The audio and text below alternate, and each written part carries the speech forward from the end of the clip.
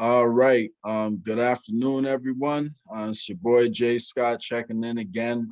Today we have a very special guest back on the show again. So we have Vin Lloyd out of New York. It's a little bit cold over there, as you guys can see right now. But it's cold over here in Miami too, just so you know, cold for our standards anyway. So I feel you.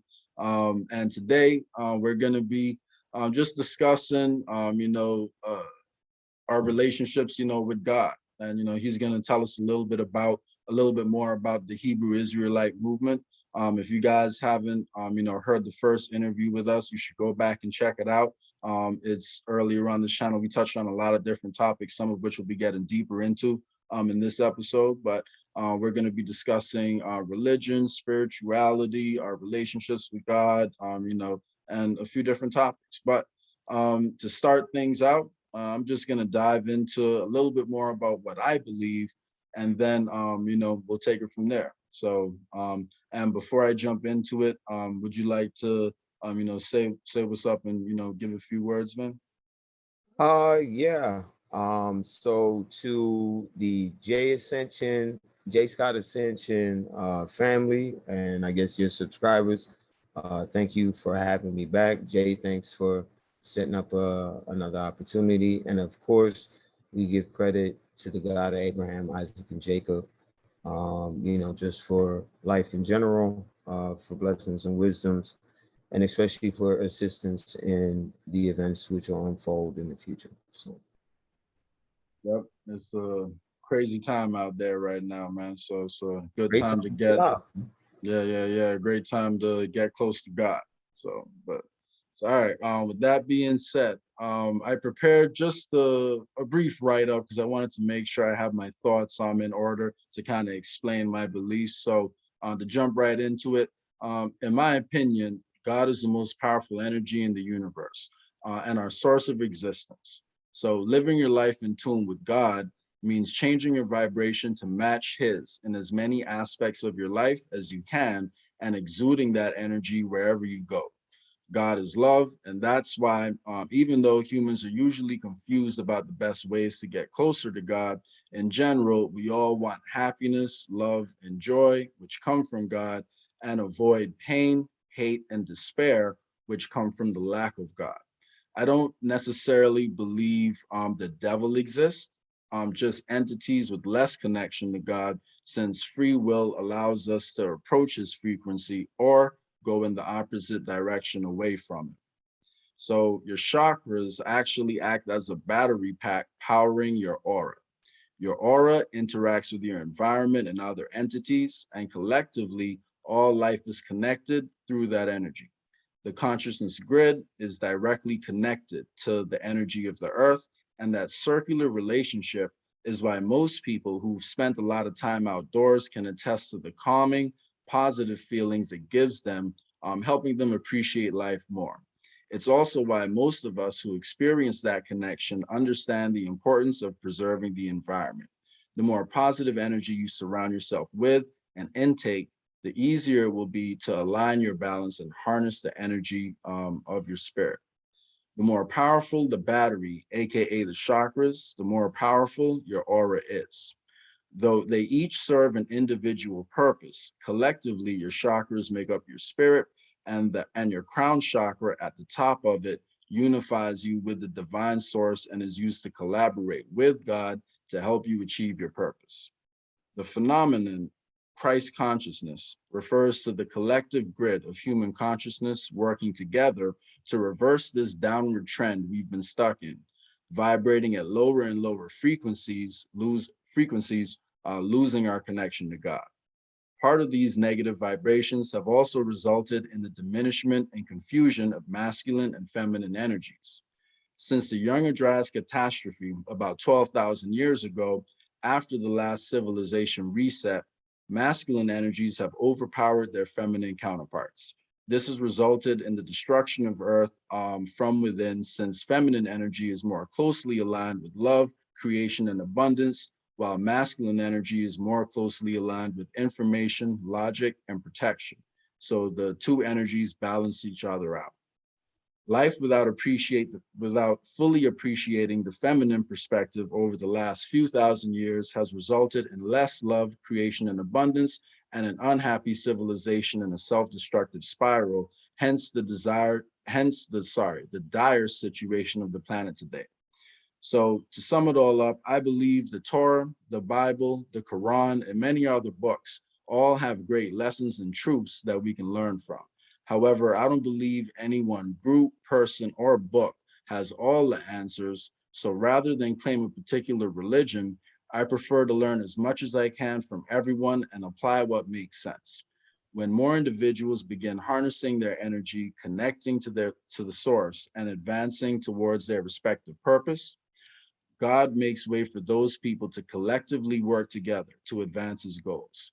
A Christ conscious state means an individual is perfectly aligned and ready for ascension. And when enough people attain that state, we reach a collective Christ consciousness, and humanity can advance into the next paradigm and stage of civilization. So that's pretty much a brief explanation of where a lot of this reading and learning over these past few years kind of has me right now. And I'm the type of person, my beliefs are always open, to hearing new information and, adjusting accordingly. So, with that being said, that's a little bit about where I come from. So. Okay, nice.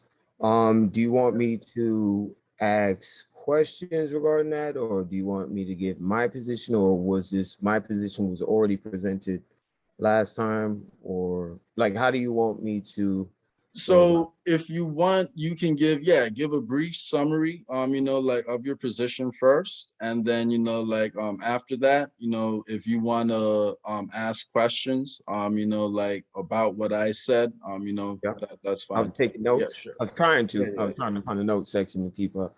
sure. Okay. No problem. Yeah. All right. So, my position is that the God of Abraham, Isaac, and Jacob, which is the God associated with what you would call the Torah Tanakh, is the mastermind behind this thing that we call the physical universe and the non-physical universe. Mhm. And what they are now calling a multiverse or an extended timeline is actually the creation or the brain work, the writing or the thinking of this grand designer, which we call the God of Abraham, Isaac, and Jacob, or Yah for short. And this mastermind is the only being which resides outside, at least as far as we know of, Mhm. which resides outside of the space-time continuum. So it is the all that the people of New Age perspective, just to put it in short, so people know what I'm talking about, Mhm. um, call the oneness, or the only difference I think between us and them is that we understand that this is a personal entity and not a being that is impersonal. And I think that's one of the major jump gaps between the two positions. Um, Sorry, what do you mean by that? It's a what kind of entity? it is a personal entity. This is Okay. a person, a non. Okay. So you think it's a specific being? Okay, I understand. All right, I get what you mean. All right. Being a mind, it would have to be a person. Okay, I get it. I get it. So Uh, I didn't mean but to cut you off. no, no, But yeah, we can talk more about that later. So yeah. mhm. Um, But yeah, so given that it is the only being outside of the space-time continuum, if this being is indeed our God, in terms of what the world would call the American Negro, and our counterparts and associates that have been spread across the face of the earth, mhm. um, we are bound by a threefold covenant that was made between this God and our ancient forefathers, Abraham, Isaac, and Jacob. And we've been gifted with a work that has been riddled with prophecies, which detail said timeline. So, as much as the enemy, and we can, eventually, and maybe other episodes, get deeper into what Mhm. they is and, who the enemy is. no matter what they want to use to look into different timelines to see how they can change things, nothing, no efforts that they're going to make can change anything, because this God has seen every single option that can possibly unfold. True. So that would be the ultimate benefit of studying the Torah Tanakh. And in order to prove this right or wrong, you would have to do so. You'd have to study it in order to do so. That's true. That's true. In order to make a complete argument, like for or against something, you have to fully understand it. So that's a good point. So I want to go back to one thing you mentioned just now. So you think the main difference between what the Hebrew Israelites believe is that, and what New Age people, as you would describe it, believe is that God is a specific entity. So I believe we touched on this, last episode a little bit. But did you say that you believe, the God of Abraham is Enki, the same person who's referred to as Enki? No, I'm sorry, Enlil. Sorry, Enlil. Yeah. As far as my studies on comparing the characteristics, it appears that Enlil is not this ever-pervading spirit, but it is the main angel that is the right hand of this spirit. So the Archangel Michael would be Enlil. Archangel Michael is Enlil. Okay. And according to what I understand, yeah. okay. So what is the difference between the Archangel Michael, Enlil and Enki? Are they of equal power? Do you think Enki is another being that also like travels into this world? And would Enki have a different universe, or how do you think that would work? Because if they're both from the same race, right? Yeah, well, they're from the same class. I don't think they're the exact same being, because Michael would be considered an archangel. And then because in the Testament of Adam, it gives the outline of the different classes of angels. So let me see. Actually, let me open that up since I got it PDF'd. Okay. So hypothetically, right? How would we know whether or not Michael is an archangel, or whether or not Michael was a traveler from either another dimension or another part of the universe? What if there, was Says what that if there those are, was who says ancient? that those are two different, who says that those are two different things? The way you're wording it is that it's an either or. Could be Why the is same it thing. It could be the synonymous? same thing. You're right. Yeah, it could be the There you same thing. go. Yeah. I just wanted to point out, okay, so I don't know if I could screen share this with you. Is it possible for me to? During No. the thing, I don't think we're able to do it. That might be some features I have to pay for. So we're Oh, gonna have okay. to wait for the channel to get a We'll little grow. bit more Same here. views, and then I we'll understand. upgrade the tech a little bit, and I'll be able to fly you out. We'll do it different that time. Yeah. Same here. I got you. All Yeah. right. So Archangel, I've got it so I can see it. So Archangel Michael will be considered, or Michael would be considered an archangel. So this is a being which they manage everything within creation, whether on the earthly or on the heavenly planes. And they don't really tend to deal with man, except Michael is considered our nation of people's personal guardian angel. He puts in work for us on the spiritual end. So these angelic beings are what the Sumerian culture called the Anunnaki. So there is a righteous class and there's a wicked class of them. So Archangel Michael, like I said, as far as I understand, would be Enlil. And then you have Enki, which, as far as I understand, I believe that would be Azazel or Azazel. Could be some Yaza as well, but I don't think the significance of what some Yaza did was as destructive as Azazel. Azazel brought, manipulation to man in terms of, like negative sexual principles on the feminine end, and on the masculine end, you'd have negative behaviors that are inclined towards war and imperialism and colonialism, greed, and just in general, with humanity, what you see unfolding right now with the pursuit of Machiavellian principles over the righteous tenets of the Torah Tanakh. But yeah, so that's essentially what I think the breakdown would be as of right now.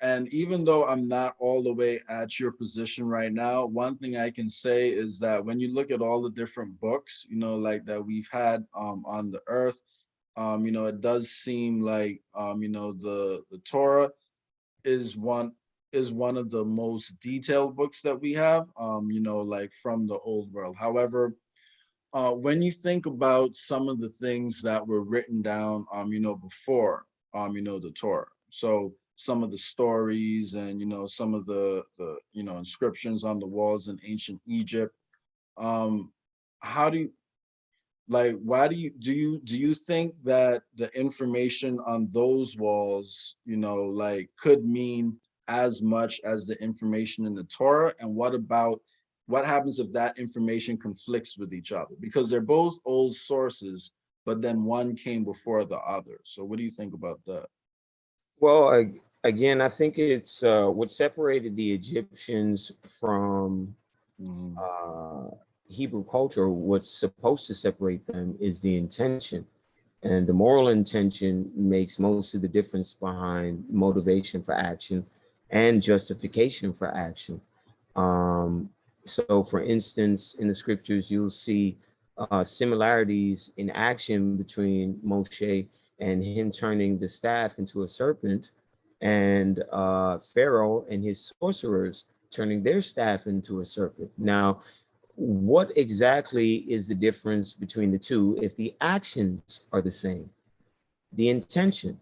And what is the spirit and that spirit's intention behind the action? And I think, again, that's what makes most of the difference, especially when reading and studying the Torah Tanakh. So also to get back to something else you were mentioning about, what would make me hold the Torah Tanakh in such esteem compared to, other things that I've read and studied. And it's the having read and studied them along with the Torah Tanakh. And then once you understand that this is our people's history book, this is personal, this is not a religion. I want to say it again. It's not a religion. The creator is a reality. Like literally, you can debunk atheism in 2 questions using their own answers against them. So I'll give you the rundown real quick. So you ask an atheist, is the universe created by laws, order, and principle, or random chaos? By default, they have to answer the latter, or the former, laws, principle, and order, laws of physics. Oh, well, yeah. You understand what I'm saying? So, second question, this is a KO. Are laws, principles, and order associated with random chaos or an intelligent mind? We've never seen 100 monkeys typewriting and creating Shakespearean work. We've never seen a tornado run through a junkyard and make a 747. We've never seen Darwinian evolution, one particular animal or kind of animal evolving into another. We've never seen it over long scales, and for damn sure we've never seen it over short scales. So yeah, I don't think a lot of people realize, when they say that evolution, has complete scientific evidence, that's not really true. There is like a pretty big gap in It has no how scientific how Yeah. quickly the quote unquote skull size actually changed and all that. So even though there might be, you know, a little bit of commonality between humans and other beings, you know, like on the earth, that doesn't necessarily mean, you know, like it happened the way, you know, they're It's, describing. it's just design function. That's like Yeah, yeah, saying skateboard over millions of years evolves into a fucking yeah, yeah. Buick. That's stupid. Exactly. Just It because doesn't they make have sense. four wheels and a couple nuts and bolts, don't this is retarded. They have a Exactly. design function. So there's Yeah. a genetic code, a writing in the Mhm, genetic code, which mhm, causes the being biologically to develop whatever attributes it has. That's because of the genetic coding that it's been ascribed. That's it. So if we yeah. have similar genetic coding with an ape, that's because you see we have similar functions in terms of purposes, but Yeah. there Yeah. are Yeah. subtle nuances and changes, certain writings in the coding, certain designing in the coding that make us more advanced. And that's Mhm. not due to any macro evolution or Darwinian evolution. That's because we are created beings and we're created in the image of our God. And we're Yeah. Yeah. created to learn and to expand. And that's essentially we're like brain cells in the creator's mind, or characters in the story of an exceptional writer, I might say. Exactly. Exactly. We're like, you know, the protagonists of the story, man. You know, like we're the ones who were kind of like deciding the direction because as we have the most influence like on this earth, you know, like humans can take something beautiful and destroy it, or they can take something ugly and turn it into, you know, some wonderful too. So it's like, you As the know, that scriptures comes, say, yeah, at least as far as Israelites concerned, we're like a dog who does not understand who its master is. yeah, Even an ox understand who its master is. A donkey understand who its master is. You understand? We're the yeah, only ones who don't get the picture. And you can expand that to just humanity in general, how we've decided to throw away our creator for another god, whether that be themselves or nature, the universe. Because I announced, well, people have been doing it, since before I was in college, but going against that in college was a rough thing. yeah. College is kind of what, you know, like made me start to, you know, question things I had taken, you know, like as fact before too, man. So, but yeah, man. You know, you touched on something you know, really important, you know, like just now though. But um as far as the DNA goes, right, and how, you know, humans are wired differently from all the other organisms on the planet. I wonder, have you ever seen like any of the you know, the records and the you know, the news stories about different shaped skulls being found in different parts of the world, where skulls were like elongated and they had a different DNA makeup from humans, and you know how, Microscopes and yep. yeah, and you know, like how humans you know, have much bigger brains than apes. You know, like these skulls that were found. Like I remember reading one specific story about a group of skulls that was found in South America. I believe it was Ecuador. It was like a couple hundred of them. You know, they all had different genetic code from humans, and you know, extended skulls and all Yeah. that. So, is it possible that there are, you know, different beings that have come you know, to the planet and may have interacted with different races, you know, or different people at different points in time, Absolutely. in different ways to different extents? And do you think that's um possible? Same ways across the face of the earth. First, well, all right, so there are beings who were created before Adam, at least as far as I'm understanding. So these are the Genesis 1 beings. Mm-hmm. Many people in their traditional understandings think that Genesis 1 is a summary because of the wording in Genesis 5, but I think, or in the beginning of Genesis 5, chapter 5, but I think that's an addition in there. Given the context is pretty much different in terms of the instructions given to each being if you check out chapters 1 versus chapters 2. Yeah. But yeah, so And even before this, in Genesis 1, that's a rebuilding of a creation that was destroyed in Genesis 1 and 2. Genesis 1 and 1 was an age of perfection. Our creator didn't make anything to start off imperfect and have to build up to perfection. That's the And Darwinian. Atlantis would have been one of those civilizations more than likely, right? That you're referring to? I think this might be something before Atlantis. So I don't know what's before Atlantis, but I know that in terms of timing, for this Genesis 1 and 2, it has to be more than 12,000 years ago. So I think that might be beyond, because there's no scale in time. How do we know the time duration? Yeah, that's a very good point. That's a 1 very and good 2? point. They can't That could even have properly been. date the pyramids. Sorry, the Sphinx and all that too. So you're right. It's very hard for them to like. So it's kind of hard to tell, but at least from Adam's creation, which is, if the creator is telling you that each day to him in terms of time is 1,000 years for us is one day for him, perspective wise. The first iterations of creation in Genesis, or that rebuild or regeneration of earth after the destruction in Genesis 1 and 2, the first flood before Noah, that was 7,000 years. So you add 7,000 years to, Adam being created, and from Adam's creation to the flood of Noah, I think that was a further, I think that was a further 12,000 2,000 years or ago, about that. 3,000 years. That's a younger Dryas catastrophe. So I'm pretty sure that's the Great Flood. That the Torah refers to, as well as it's written in a few other parts of the world too. Yeah, But, the Enuma the younger Elish. Dryas catastrophe.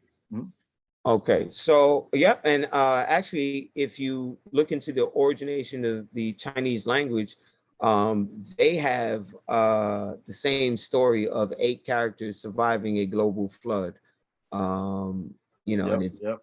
and It then was also written in Mesopotamia, aka Babylon, too, man. So ancient Native Americans, they were telling the everybody same has story too. Everyone has stories about everybody has it. Remember, this is a common culture that you talk about. And I'm not saying the Torah Tanakh is a common culture. Oh, that brings me up to another point I wanted to make. But what I'm saying is, this is a common event. So you can have the New York Times, the New York Post, the LA Times, the Florida, whatever, Herald, or whatever it's called, whatever your main shit called. Yeah. It doesn't mean one is biting off of another. If they're around at the same time, experiencing the same thing. So can I ask you a quick question, right? So you've heard of the Library of Alexandria before, right? That big library over in Egypt, the one that got burned down. That was where a lot I of don't know Greeks much and about it, but Romans. I've heard of it. Yeah. That was where a lot of Greeks and Romans went to study, and like they got a lot of the stuff they talked about over in Europe from the Library of Alexandria, and then eventually it all got burned down. They got into a war, and like it got burned down or whatever.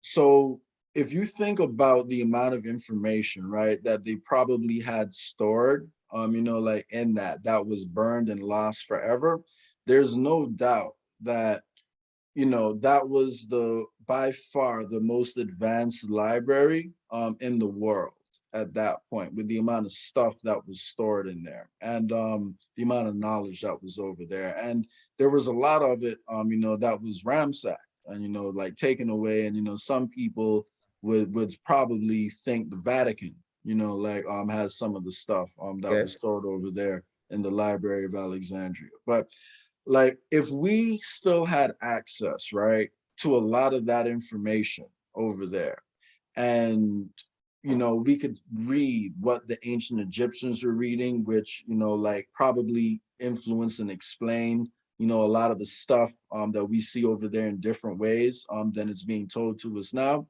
Do you think it's possible that you might have a slightly different, perspective if we had more information that wasn't necessarily lost. Because in our last conversation, one of the things I got from that was, because it's a very detailed book, like, and it's ancient and it's specific to Black people, it's a history book. And, that's one of the main benefits of it. By learning it, you learn about your history, you know how to move forward into the future. Specifically the But if American ancient Negro, Egypt, not all Black people. I just want to, sorry, I didn't mean to cut okay. you. I just want to make a Mhm. caveat is that it's not, the Torah Tanakh is not every melanin efficient person's history book. It Sorry, you're is talking about American Black, right? it's specifically the American Negro, Okay, the of American Negro. Semitic descent. Okay. Not everybody who's dark skinned is of Semitic descent, and then even still, not everybody who's Semitic is an Israelite. So it, you know, but yeah, just that is just for learning purposes for the listening audience, because Yeah, I yeah, know Israelites will chew me up if I don't make that distinction. yeah. No problem. Thank you for correcting that. But if we also accept that it's more than likely at least a fair amount of the ancient Egyptians were Black, at least a lot of the Yeah, I a agree. fair amount of them were Black, then that would also mean that there's a lot of Black culture and Black history over there too that we might not be appreciating. So what makes you, because if you don't speak Egyptian and if you don't know how to read the hieroglyphs, it Right. hasn't really been translated in the same way as like stuff like the Torah. It hasn't been written down as much. And there's a few books about it. In fact, I actually have a few of them on my bookshelf. I have to go read to go through it more. But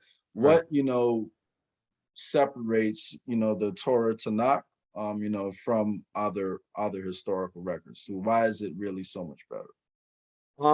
Again, this is our personal history book. We wasn't even if we believe in the classic transatlantic slave trade tale of them taking us from the west coast of Africa. Last time I checked, Egypt is on the east coast of Africa, so they don't have anything to do with us. Two, the Torah explicitly tells us that Egyptian and Canaanite culture is forbidden for us to take part in. And the reason why is because ultimately their moral tenets are, they're disgusting to our God. And really, when you sit down and look at some of the stuff they did, um, not So really too cool. And many of the stuff that we did, a lot of our wicked kings were them reverting back to living that Egyptian lifestyle, which was why we were separated and put in that captivity to begin with. But to also answer your question, I don't think any additional information would change my perspective on the Torah Tanakh, because I understand where the Egyptians and where the other cultures get their wisdoms from. They get their wisdoms from these fallen ones, or what y'all would call, or what they would call in their culture, their gods.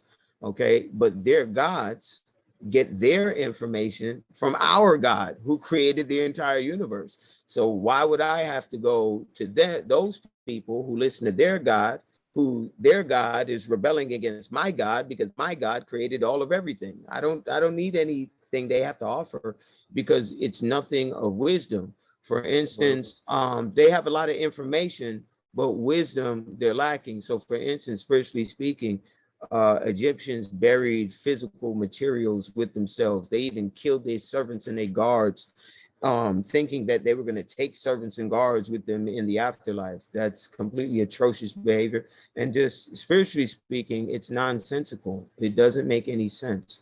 And yeah, these are yeah. things that come from a society of Machiavellian principles, kind of like how we in right now, which is why the elites deal in adrenochrome and all these other practices that were done in Egypt. If you read the Book of the Dead, a lot of what these people are doing in terms of adrenochrome and child sacrifice is spoken about in the Book of the Dead. Um, yeah. Interesting. To be honest with you, I that is a good point that they did have some crazy practices over there in Egypt, which definitely don't make too much sense to us right now. But what I'm referring to though isn't necessarily what was happening in what we know, is modern day Egypt, but um, the civilization before that is something I really don't think has been explored, that much, like Atlantis, because Right. if it's possible that there was a global civilization that was more advanced, like than we realize right now, um, there's no guarantee that the ancient Egyptians, the ones that we're looking at today, as the ones who built Egypt, which clearly aren't the ones who built it when you look at the evidence surrounding that whole situation. But um, if there was an advanced civilization, I just don't. I think what I'm talking about when I speak They about the built them Library of pyramids. Alexandria is I think they had more information about that civilization, Atlantis, than Right. we know of and we truly understand today. And if they were taking bits and pieces of it, that they didn't quite understand and using that to manipulate people, I don't think we can necessarily look at the practices of the pharaohs and all that as something that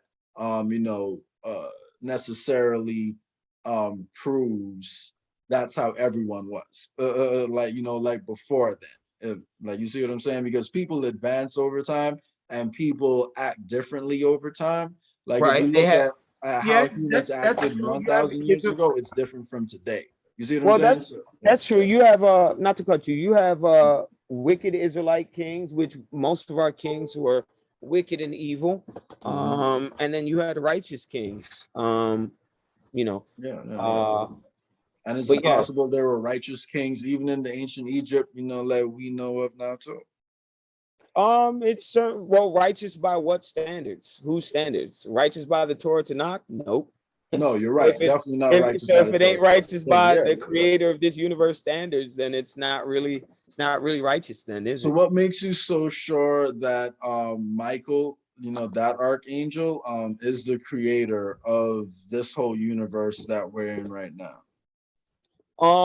Well, I don't think Michael is necessarily the creator of this universe. Again, he's an angel. So he's just that, he is a created being. Hmm. Now these angels act as the eyes, ears, hands of this entity that we call the creator, right? So it's like a CEO, and then you have a president of a company, and then you have the boardroom staff. So the angelic realm, that's like the boardroom staff. You understand? And then you have, or the archangels are like the boardroom staff. And then you have Okay. the other employees who are kind of close to the boardroom, but not quite there, but close to the boardroom. Those are the rest of the angelic class. I don't know how you would break it down in business terms right now, because this is a on the spot analogy. Um, the CEO would be this grand spirit, this non-physical being that we call the creator, and then or the supreme mind, or whatever you want to call it. And then you have the president, which would be currently our Archangel Michael, which you know is the CEO's right hand man as it works in business. Um, yeah, Because I think that's a pretty good analogy of where they put it. so have you read, like I know, have you fully read the story of Enki? I'm sorry. I know you know the author. You I've know read the the guy who Enuma I'm talking Elish, about. Yeah, yeah, but we'd have to talk about it for stuff to like come back in my brain, and then we exchange back and forth. yeah. Because and the reason why I'm asking is essentially he puts out a translation of what was written on the walls over there in Mesopotamia and in Babylon, essentially pointing out that Enki and Enlil, aka Michael, and those other archangels were, the Anunnaki, like you pointed out, who came from another And planet, want to and destroy the world. they were just one civilization. I actually don't think they were as important, but I do think they had, influence on Earth, but I don't think that everything he says, and I don't think most of what he says in that story is true, or it's not the full picture. I just Yeah, think because that's what the was written liar. down. That's the Yeah, devil. I just think that's what was written down. It's to Like make him on the look good. stone. Like, look, he came and destroyed this earth and all the living, but Yeah. he's not telling the context. You Yeah, genetic, it's like I have my own farm, right? And then yeah. somebody else who's my employee then Mhm. decides to start putting shit inside my farm and growing like weeds and stuff in my, not even something good, something Yeah, bad, terrible. You understand? Grotesque. yeah. Growing it in my garden. I have the right to pull up all the weeds and shit that you put there, whether it's beneficial to the creation or not. It was not done with my vision in mind and how I said it's done. And I run things. I made you. It's like you telling your kids employ for you. They just do what they want. You got to spank your kids sometimes. So that's what our God was doing, spanking ass. So it's like a doctor, okay? If you read what was going on during them times, even in ancient myths, okay, you're talking about same things we're doing right now, genetic manipulation, the same things that going on Mm. underground where they have legal jurisdiction, okay, making chimeras, mixing animals and man, making soldiers out of apes and dogs, dog humans, like they were doing in the 1920s and 30s in Russia, okay, bringing back the dead with reanimated soldiers and all these type of things that they're trying to do and attempting to do. Man with machine. All of this was already going on back in that day or that age that y'all call Atlantis. This we call in our culture the days of Enoch or the days of Noah. Okay. Okay. Days of So Noah, aka before. Okay, before the flood. So no, I get it, man. Like I can see, like how, everything ties in. But again, the only thing it comes down to with me is also, while I do think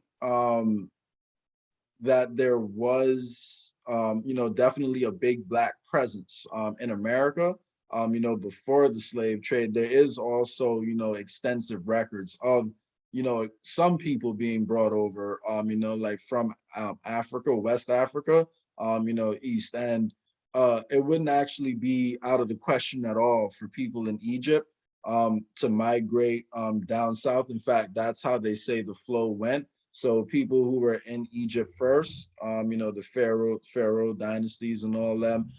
After those dynasties started to fall, they moved south to Nubia, and then like went out west and all that. So there's a pretty well established pattern of Black people being in Egypt and then migrating to other parts of the can that continent be too. proven So, though huh? indefinitely? And what are the numbers? What is the significance of the traveling of the number? Like that would have to be proven.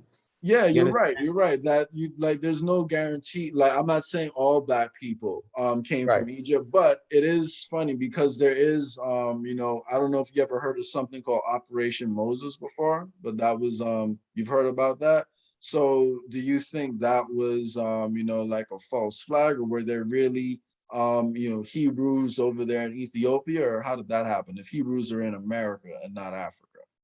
Well, again, we've been transported, as the book says, all over the four corners of the earth. So I wouldn't doubt that some of our people are over there. Okay, got it. So you think there could be some over there too. All I right. wouldn't doubt it. There's some of our people everywhere on the face of the earth, like literally everywhere. Like all right. So from the perspective I'm understanding, the transatlantic slave trade happening in reverse. You know, even Christopher Colon, he came over here and he took 3,000 of our people and brought them to King Ferdinand and Queen Isabella in Portugal. Those Yeah, dudes but he had didn't take them. You're saying he took slaves in America to Africa because they didn't have as hold on. He took them to Portugal, right? Just to show proof. okay. Then that's when they signed the petition. Okay, we're gonna do a full raid and go over there. This is when the full conquistador thing came on. So when they were slave trading, they brought those of us, our peoples from the Americas, from mainly from the Caribbean first, and then from Central, and then South, and then North. They were shipping us into this hemisphere all around, switching people in different spots, then taking our people, taking us to West Africa, taking people to the Silk Where are you Road getting trade. that information from? Like where are you finding that? This Like is what's your from source? Mhm.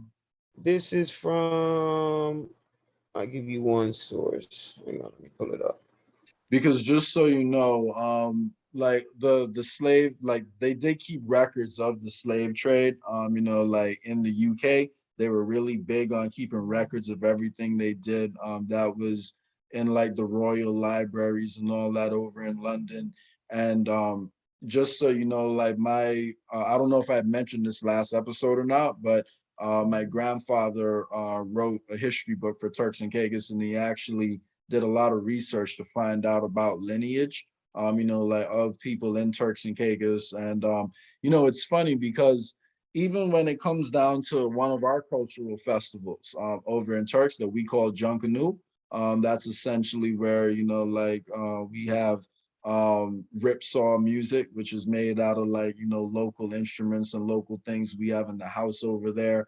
That's where we come together, have a big carnival, right? Everyone puts on like headdresses, we dancing in the street, you know, crowds, floats, all that Talking good stuff. about feathers and all But of that. yeah, feathers and all that. And it's funny Can I because can I like, make a statement real quick? what was The feathers are associated with the American Aboriginal Indians. When you look at a lot of the portraits of the people which are done, especially back in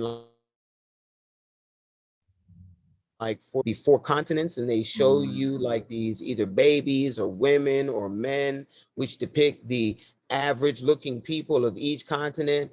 And it's black people with feathered plumes, the plume feathers that yeah, are yeah, in the yeah, yeah. Americas. So when you see that culture, that's our culture. That's not African culture. They Now, wore bars, not feathers and plumes. I don't know if you've ever heard of you ever heard of the Dogon tribe before? You know who Of they are? course. Yeah, yeah. So it actually looks, I would say, you know, closer, you know, like even to that than what I've seen personally, from Native Americans, over Yeah, here. but Native So Americans aren't our people. Native Americans are you're talking Siberian. about the Mongoloids. Yeah, yeah. I'm Yeah, sorry. Like, I'm those not aren't our saying people. that as an Have nothing to offensive do with term, it. but that is what like Yeah, Asiatic, you know, people are Mongol. referred to. So, but Yeah, Mongol, sorry, but no, I don't think it's well, yeah, I think the official term is Mongoloid. But yeah, man, like that tradition looks a lot like what you're seeing with the Dogon over in Africa. And if you actually go back, you know, to that tribe and ask them, you know, like, you know, about their beliefs, they, you know, believe that there were visitors that came from, you know, Sirius over to the planet. And the reason they wear those big headdresses and those big feathers is to kind of mimic, you know, like what those visitors look like, who are much bigger, you right. know, than them in those bright colors. So they They were just look told those different. lies So by the fallen angels because there's no star system to come from because there ain't no outer space. So these beings who've had these plans for thousands of years to do this, all they're doing is running game. That's all they're doing. I hear you, man. So where do you think these beings come from? These beings come from higher dimensions, or what is known in Torah Tanakh as heaven, the heavenly realms. The heavenly They, realm. So you they, think they've left their state of abode and they cannot return.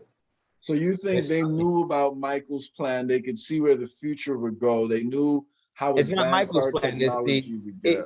it's the creator's plan. So they're aware to a certain extent. Angels are told what they need to be told that there's specific roles, or at least that's what the testament of Adam seems to indicate. They don't know all of Yah's plans outside of the general basics that everybody knows. The whatever contingency plans I guess the creator has, if he even needs any, you know. That's for him. He's a CEO. He's a boss. How you know what the CEO gonna come and do? You only know what you're allowed to know. You understand what I'm saying? So that's pretty much it. They kind of have a gist because we have a playbook. So you know they kind of know what's written in the playbook. It's been around for like 3,000 years. You know, but you So, still can't stop it. There's so I have a because you're question. Where dealing did with a being outside of time and space. You're dealing with a being who's outside of multi-dimensionality. He's perceived every single option that can be done and will be done. He so is I have a the I question. am. So How I do have a you question. So I have a question. Where do asteroids come from? What do they break off of? What are asteroids made out of? asteroids could be chunks of the firmament.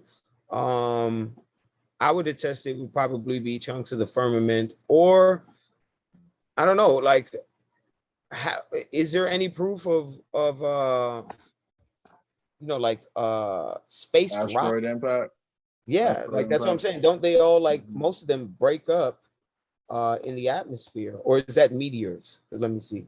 Asteroids recover. Either of them could Because I have break some up pictures of in some, the but I don't atmosphere. think Mhm.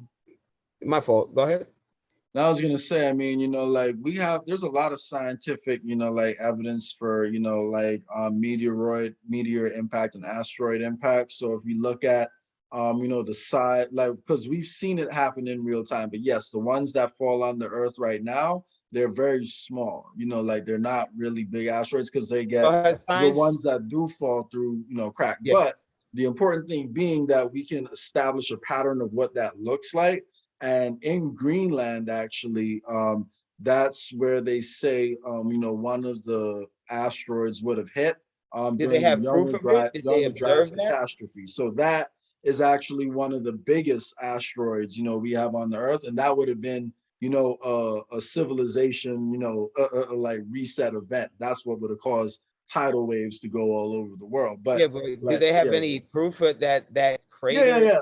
They have impact was done geological by evidence. They have geological how? evidence because What is there's a the big like geological dome. evidence? There's like a really big dome, that's huge, that's Yeah, spread but over a very big that could distance. just be a design of the geographical location. It could just be the creator wanted to do that. Okay. Where's I the actual, mean, because in science, it's something called the scientific method, right? So a part of the scientific method is observation, observability. So if you can't see it with your 2-month eyes and observe it yourself and repeat it and be able to do it and make it falsifiable, it's not scientific. That's just bullshit theory. Just like they tell you macroevolution is true. You just need millions of years of difference. That's bullshit. So that's my position. That's bullshit. well, it's Unless different from there's something you evolution. could. It's different from evolution in one key way because in evolution they can't explain like the big gap in brain size, how we went from having monkey brains to having big human brains. So the asteroid impact is just something where we observe what it looks like when a small asteroid hits the Earth, and then we can look at that same pattern on bigger and bigger scales That's happening what in I'm different saying. places. Have smaller. Do we have proof, observable Yeah, proof? yeah, we have All like plenty of asteroids that happens, man. Like, hit the Earth. it happens like it's happened out in Russia a few times over in like in the ocean in South America. I've heard of stories of them hitting, but if you go Do they Google it have now, actual visual video proof? Because I'm googling right now, yeah, and yeah. I don't Hold see on. no video proof of nothing. No Sure. So impact. I'll post it in the link, Nothing. of the video. So I after we bet. go up, the viewers will be able to go down to the description, and I'll place a link to that, so people can, review that. If there's something you want me to put down there, on this topic, you can send that my way too. But yeah, so that's just one example, and I do think, that I do think that there are a lot of things that are being hidden from us. I do think the images we see of the moon landing were fake. I agree with that. And, like, I agree with a lot of the things you speak about. It's just some of the conclusions I'm not quite, like, at the same spot as you. But That yeah. Like, suppose, like, just hypothetically, right? What if they landed on the moon and they found something that they didn't want us to see, right? Do you think that could also be a reason that they fake pictures of the moon landing or not? if you're going with that hypothetical, then yeah. I mean, but why show the real thing if there's too much going on? You couldn't. You said what? I said, why show the real thing if there's too much going on the surface? You couldn't. So you would have to fake it. Yeah, that's what That, I'm that saying. So, like, hypothetically speaking. But hypothetically speaking, so I'm saying, like, there are other explanations out there, man, to a lot of these big things, like that we yeah, but that's a hypothetical based off of falsehood because the moon is not anything physical to land on. And So what do you think? have So what do you think the scientists have moon known is? about this for like literally they've known about it before they even went to the moon. I gotta get what this cat's name is for you with the doctor, the professor. And you're talking what is this, the 1950s we're talking? So You said the 1950s. or 19 what when did they go to the moon? 1960s? It was the It was early right before, 60s with JFK. What? Sorry, yeah, it so was with JFK. Yeah, early 60s. I want to say. yeah, so there's this doctor, and I'm trying to find his name. Now, one thing, you have a theory about the moon. Can you hear and that? We expect to be able to get observable facts about the moon. Yes, You can hear it? yes, I can hear it. All right, I'm gonna just play it for you. It's real short. Sure. Soon. What is your theory? Well, it is by now rather more than this theory. 10 or 11 years ago, I stated to various scientists that the moon is not a piece of rock, but it is a plasma phenomena, cosmic plasma. And that this fact will eventually be confirmed. I made certain predictions which were already confirmed in 1958, and the situation now is coming close to a complete confirmation. What will be the result if you're proved to be correct in your theories? The results will be profound and decisive because it will give proof that a complete reinvestigation of the laws of nature is necessary. Because if the moon is a plasma, no man will ever land on it. The soft landing attempts will all fail.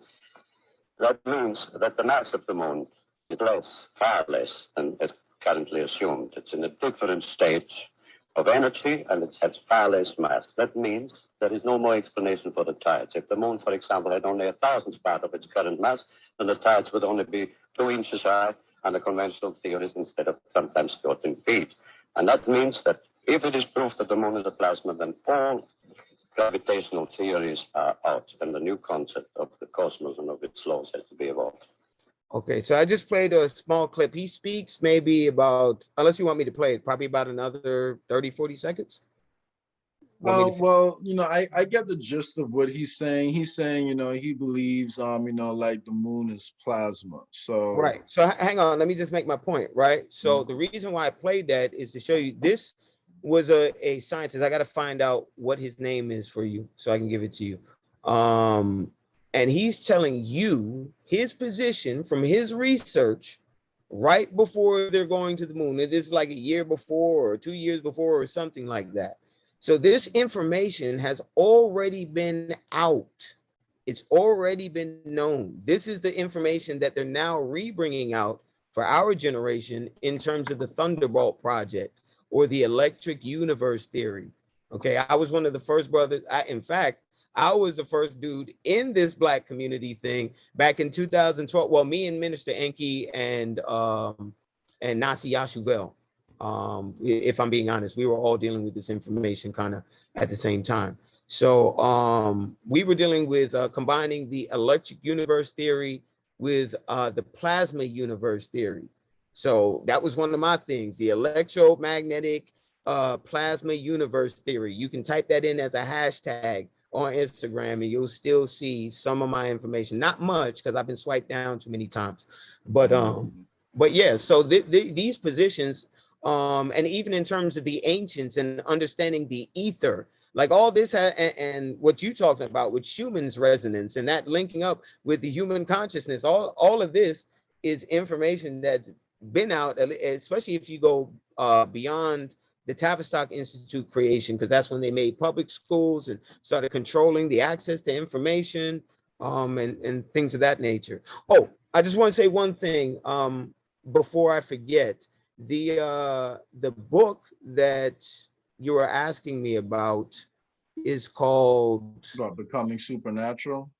No, the one you had asked me, which was one of my sources that I use, it's called, and he has his cited sources too in his bibliography. It's called Africans and Native Americans, the Language of Race and the Evolution of the Red Black Peoples. And it's written by Jack Forbes. And then I have a whole bunch of other sources. So I'm sorry. So you're talking about so he's talking about how black people How black people were were shipped from sent the from Americas Americas. to West Africa, to Was Europe, to Asia, switched around from North America to the Caribbean, from Virginia, North Carolina to Jamaica, and then from Jamaica where to was he Central from? America, and vice He versa. he was from America. I believe he's from America, yes, but he's not Okay. a black man. Okay, got it, got it. She's a wow, wow. So, and he argues in I his think he's an book Asian that or a Native American or something like that. okay, and he argues in his book that Africans were not brought to America, but the other way around. Or does he say both happened? He says that I think for the most part that he acknowledges some were brought, but not to the measure and the number that they tell us in the history books, not even close. Most of us who are already over here were already over here. Like literally, you're talking about we amassed South, Central, and North. Yeah, that's true. Oh. Yeah, I mean, I could agree with that. True. Like it's more than likely that because I believe they said it was a total of 200,000 people were brought across the Atlantic to America. I think more were actually sent to the Caribbean. 95%, so they say. What was that?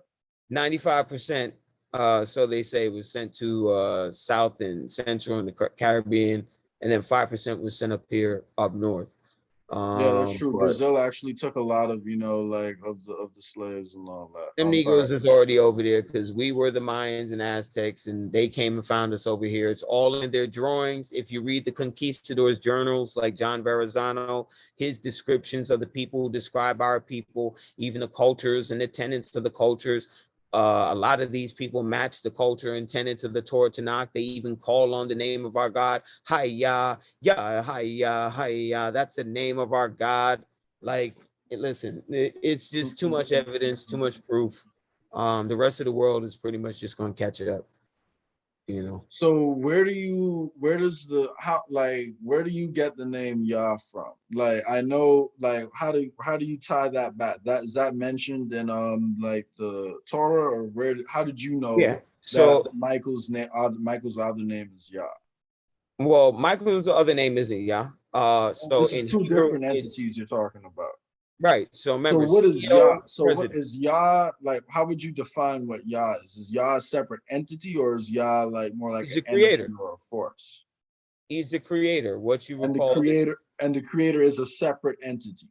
Right. He is everything. Anything in creation is the result of his mind or its mind, however you want to term it.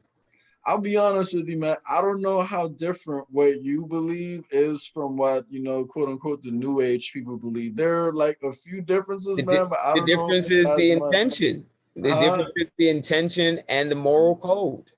Same difference between Moses and Pharaoh's sorcerers. So let me play devil's advocate for a second. Why is because all right, say even for the new age, right? There really isn't like a strict rule book the same way for the quote unquote new age is the way there is for like the Torah, right? Not a rule book, but a history book. There isn't like one specific book. So I wouldn't even say it's strict. I mean, the book is pretty much teaching you how not to be a piece of shit. I mean, if not being a piece of shit is seen as strict, I mean, I don't know how to help you. It's pretty much telling you how to be what you were designed to be, and as most efficiently as you can do it. The way the creator, like it's like reading the creator's manual for you. You know what? If your card tells you, oh, that wasn't my fault. If your card tells you that you should take only diesel fuel, and you decide to take some 94, some 96, you the jackass, not the guy who made the car that would designed it for diesel fuel.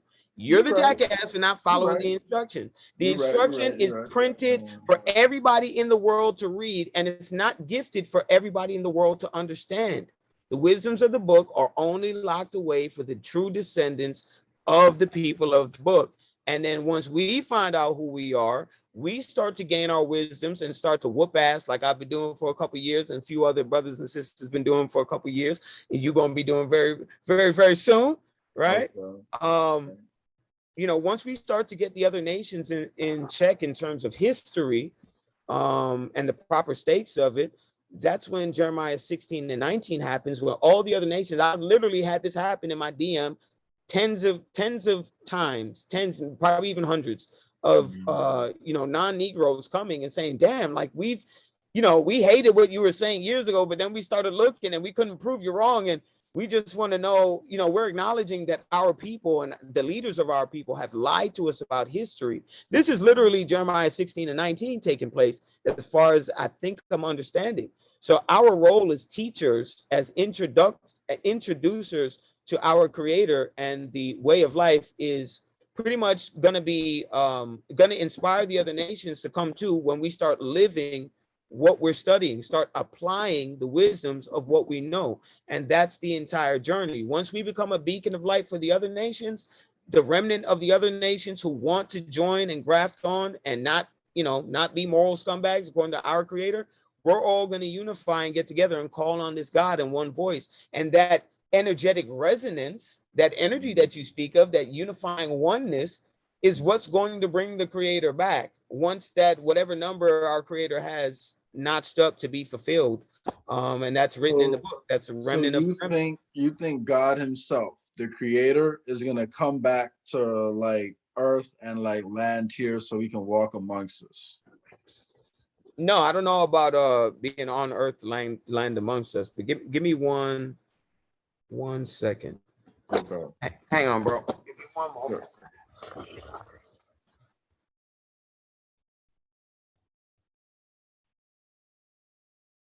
All right, and we're back. So we're talking about this being walking on earth. Yeah, so I don't recall anything about him walking on earth, but because this is not a being that has a form. This is like I don't know how to describe it, like a presence. How do you describe something that's indescribable? This is why one of the laws is we don't make images of this God, because there is no image, there is nothing finite, which is what an image is, that can fully encompass or represent the infinite. If I could fully encompass what my God is inside my head, it wouldn't be much of a God to worship, would it? Yeah, I mean, what do you call it? Like, you're right, man. Like, God, and like, in my opinion, I just consider God to be, like the energy that we refer to as love. Like, it's in everything, man. God is essentially the energy of the universe, the manifestation, like of How do you of all define life. love? So yeah. Just to ask you some questions. How do you define love? So I would say I define love as the feeling of happiness and joy that you get when you're next to someone or something that brings it out of you. So love is like a state of being. Love is a frequency. That's the best way to, like, when you tune into a frequency, like, love can come in different, forms. Yeah. All right, I'm glad you said love can come in different forms. I'm glad you said that. I'm playing devil's advocate real quick, right? All right, so if love is happiness, like, would you say it's what makes you happy? Or how would you? That's a great question, because happiness, it can be broken down into a few different things, because you have long-term fulfillment and then you have short-term happiness. So I would say fulfillment is probably closer, like to that happiness I'm talking about. So then, like, although God is in, like everything, but now what kind of fulfillment are we talking about? Because what about pedophiles? I would just take it there. No. Listen, man, when I say what about pedophiles, short-term or long-term fulfillment? He's just trying to get happiness, and my pursuit of happiness is love. I'm just playing devil's advocate. First of all, even in those quote unquote pedophilia rings, you don't see most of them talking about love, man. They just trying to, like, do some sick shit, man. Like, sorry, excuse my language, but they just trying to, I'm saying happiness, because remember, that's your definition. So Yeah. if it's pursuing of happiness, and then we break down happiness into short-term or long-term, what I'm trying to get at is, when do morals come into play? Because What I'm morals saying is, right, ultimately will establish how you love. but I'm glad that you brought that up, because while I can't, understand it, but some people have a sexual attraction to, like younger Yeah. people, And right? you got to be So careful. while it My does, fault. We huh? have to be careful with what we say in terms of words, because some of these words, like pedophile, my fault, will trigger the YouTube YouTube. police to come in. Yeah, So yeah, I'm yeah, gonna use funny words so you'll know yeah, what yeah, I'm yeah, talking yeah, about. yeah, So yeah, just yeah, yeah, yeah. save your video. So I get you, but like some of them in the short term, right? The pizza party members, some of them might like enjoy the short term, happiness they get from the short term feeling they get from it. However, because of the damage that they're doing to people, like eventually, yeah, they may get numb to it at times, but that deep unhappiness, like it gives them, if you really talk to a lot of them, most of them are not really happy in their souls and deep, and fulfilled deep down in their souls. They're looking for happiness. And that's why, like they're pursuing it in all these different places and focusing more on the short-term fulfillment. So I don't think most of those people, because all of them are a little bit, messed up in the head, Do you like think they're most of them looking are. for So I don't happiness think they're by happy. causing? Do you think they're looking for happiness by causing other people the same pain that was caused to them, because It's their like that in a happiness lot of was stolen cases. from them? In a lot of cases, yes, but that doesn't bring them happiness, I agree. but In the happiness that, like normal happiness, because this is what I'm trying to establish with you, a baseline of what would be normal happiness, and that can only be established by having a moral tenet and code. You have to yes, have you're a right. moral tenet and code. You're Which, hold right. on, I just wanted to make this point, because if you have morals, is based off the way things are supposed to be. So if there's no creator and there's no God, there can't be justice, because if there's no God, there's no objectivity, and every human being's opinion or fact is subjective. Ultimately, it's from their perspective. So if all of our opinions are equal, his version of happiness, having, whether it be necrophilia, whether it be pizza party, whether it be any of the weird stuff, they can defend it and say, man, I was born this way, or ah, this brings me happiness. You understand what I'm saying? It's Yeah, the yeah, yeah, moral argument. It's these arguments which happen and exclude morality or justice or judgment, which is the problem with the world today. So I have a question. So you're saying you think that, all right, so hypothetically, right? We live in a world where someone does the same things, like that, or say someone was to do the same things, right? Like he just happened to believe a lot of the things that Hebrew Israelites believe, but just, like didn't go by that name. Do you think like that person would be looked upon favorably, like in the eyes of Michael, or that being, or no? It's not about calling names. It's not what you call yourself. Ultimately, it's how you're going to live your life. So, Okay. being an Israelite or understanding who we are as our ancient nationality, according to the Torah, is it's the caveat. It's like a crown in the feather of the cap. But if you musty, it doesn't matter if you got on royal garments, because you stink. So that would make people like the Pharisees, on the outwards, they, I'm God and I'm a prophet, and they're show off, they're showboating. But in reality, on the inside, their soul, where it matters, is there's no change, there's no reform, there's no cleaning up, there's no ascending, right? There's no J. Scott ascension going on. There's no shooting up. Yeah. All right. So that would be the difference. It's more about the in here work than it is about the putting on the garments and the fringes. I even had to talk about it a little bit with some of these Israelites in the community that was slandering my deceased grandfather and my family. You understand? Like putting fucking eggplant emoji, eggplants being dicks, putting them on his face. We use my grandfather's picture as their obvious and stuff. You understand? Like really wicked, tormented, and evil things. And this is our own people doing it who know who we are.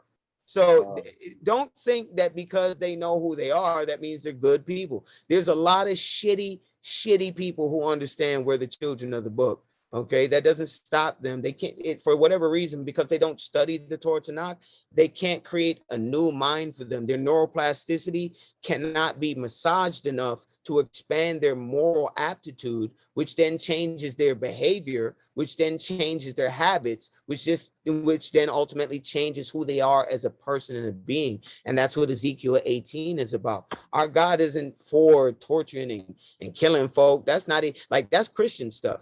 Our God just wants you to come back to like, just be moral. Stop being a scumbag. And if you know you're being a scumbag, just stop doing it. There's no spiritual credit card called Jesus Christ Express where you can swipe it down the crack of your own ass and then tell him to hold that sin debt for you. Every person, man, woman, and child is responsible and culpable, because that's what it means to be a creator, to be a God, to be responsible and culpable. And this is essentially what our God wants us to be. I'd agree. Get it together. I'd agree, with everything you said just now, just with, like one quick caveat for anyone who's watching this episode. I just want to clarify, Christian, Muslim, whatever have you. My personal belief is there are good people in all religions and there are bad people in all religions. So, but yes, everything else you said, definitely agree with. But can I add on to that too? I agree with y'all. I have no problems with anybody and Christians should understand this. This is Ephesians 6:12, if I'm not mistaken, where it talks about they wrestle against principalities and not flesh and blood. So they are, anybody else with any type of higher thinking can understand that. If I address anything having to do with a philosophy, you were born into those philosophies. Unlike being an Israelite, that's a bloodline nationality. You have to born to be that. So I have no personal beefs, even with other nations of people, on a personal level. You know what I mean? So when I tell you your religion is a part of the Black Sun cult and it's garbage, that's not personal.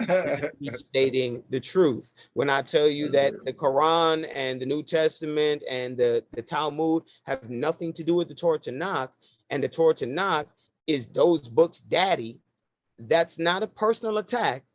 That's a fact. That's the truth. Don't get mad at me. Get mad at history and the creator. That's all I'm saying. I got you, man. I'm not trying to deny, let's put the cheese on them real quick. The fact that the Torah came first. The Torah did come first out of those three books. Out of the Abrahamic religions, it did come first. So I have a question for you, right? Yeah. Say someone like a Buddhist, right? How does an Israelite live his life differently from a Buddhist? We share many of the same tenets, given a lot of Eastern thought can be brought out or shared within some of the Torah Tanakh principles. So even the yin and yang symbol, that's like Ecclesiastes, what is it? Let me see. As I just posted it. Let me get it right now. And by the way, what you were saying before, the fact that there are people out there who are, looking up images of, like your family members and, trying to deface them and do that. Like, it's just sad to see, like what people will do, with their time, just for disagreeing with someone, especially someone who you have a lot in common with, especially someone going through the same struggles that you go that you're going but that's through. The curses. So I ain't even mad at them, bro. That's the curses that's written out in Deuteronomy 28 when we turned our back on our God. These people are carnivorous, man. They're Machiavellian, man. And they have spirits, they have demons on them. So you got to understand these people going through life, or well, I got to understand it, because I want to do some serious damage to some of these people. But I hope y'all have give me some type of spirit of mercy, because I really don't have none for them. So, but I don't want to say too much about that.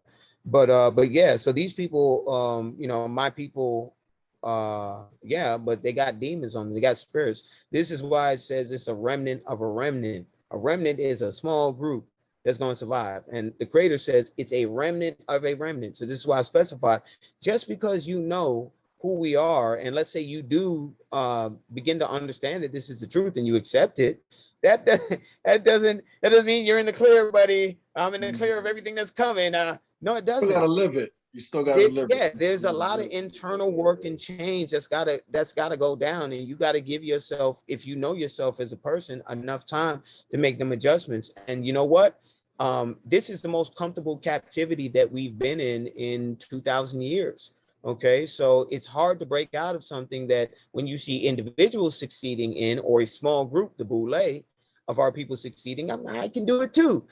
This is, they want you to adopt the Machiavellian principles to succeed in their society, because that brings their agenda full fold. If I can get the children of God, who are supposed to be the linchpin to waking the other nations of people up, if I can get their dumbasses to follow us, then checkmate.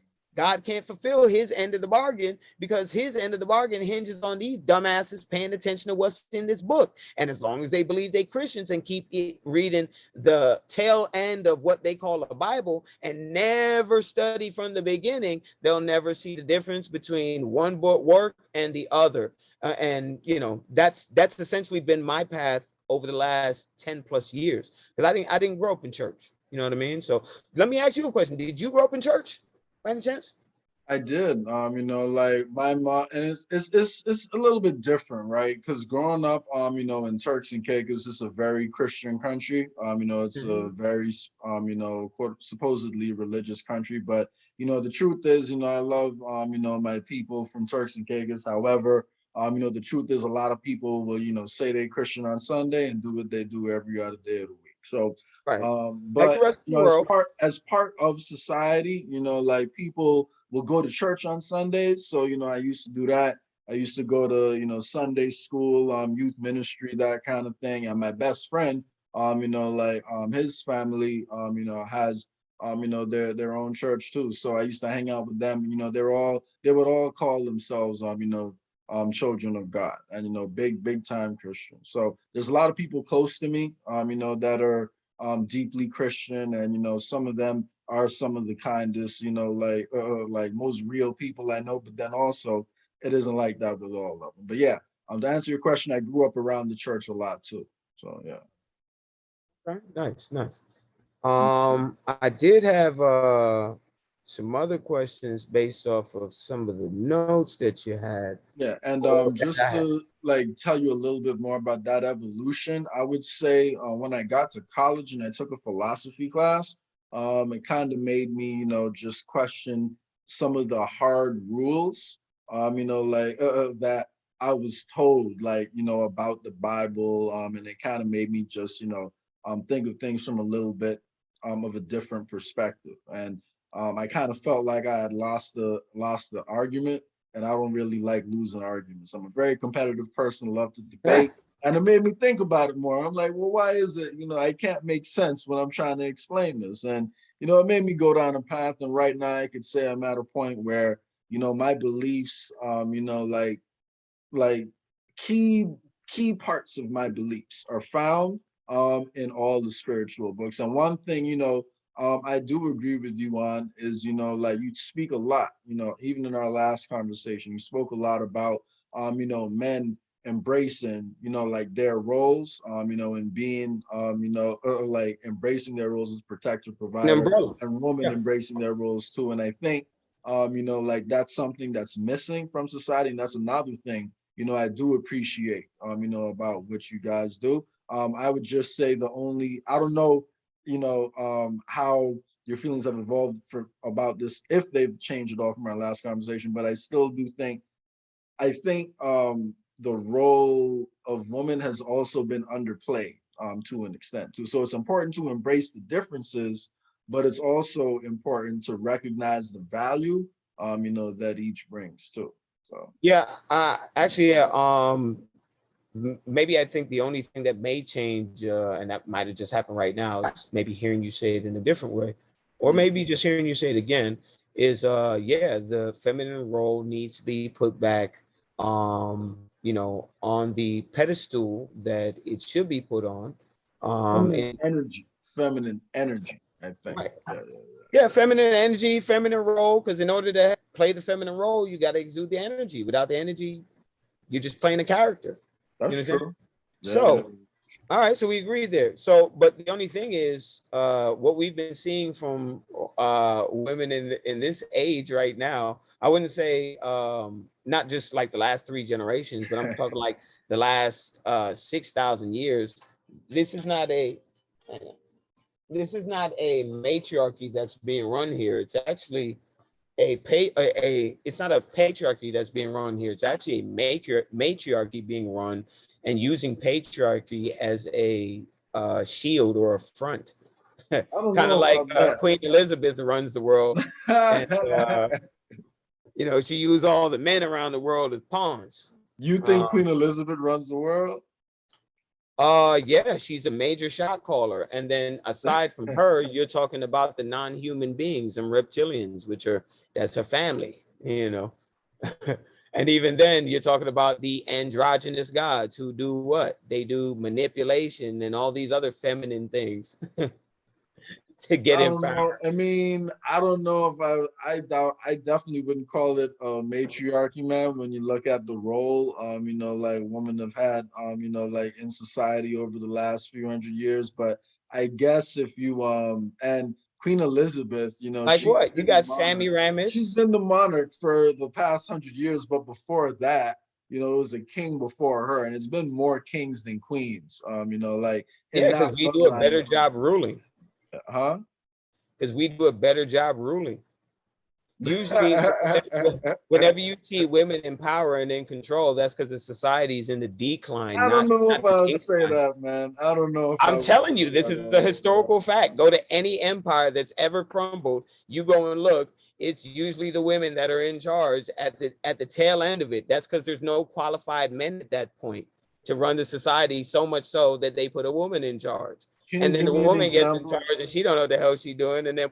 Give me an example of a woman becoming the leader of a society and that society plummeting. Can you give me an example of that? I know in Rome, I wouldn't say that they particularly became like the face in terms of a Caesar, but they were very influential in terms of feminism and what we call equal rights today. Everything was going on in that Roman kingdom right at the tail end of that collapse. So you had families falling apart. And once the families fell apart, the state had greater control over the children. Yada, I don't yada. know about that, man. Yeah, I know. You can go read it yourself. I'll give you the book. I'll check it out. But all I know is every country since then and every great empire since then has mostly, you know, like been run by men.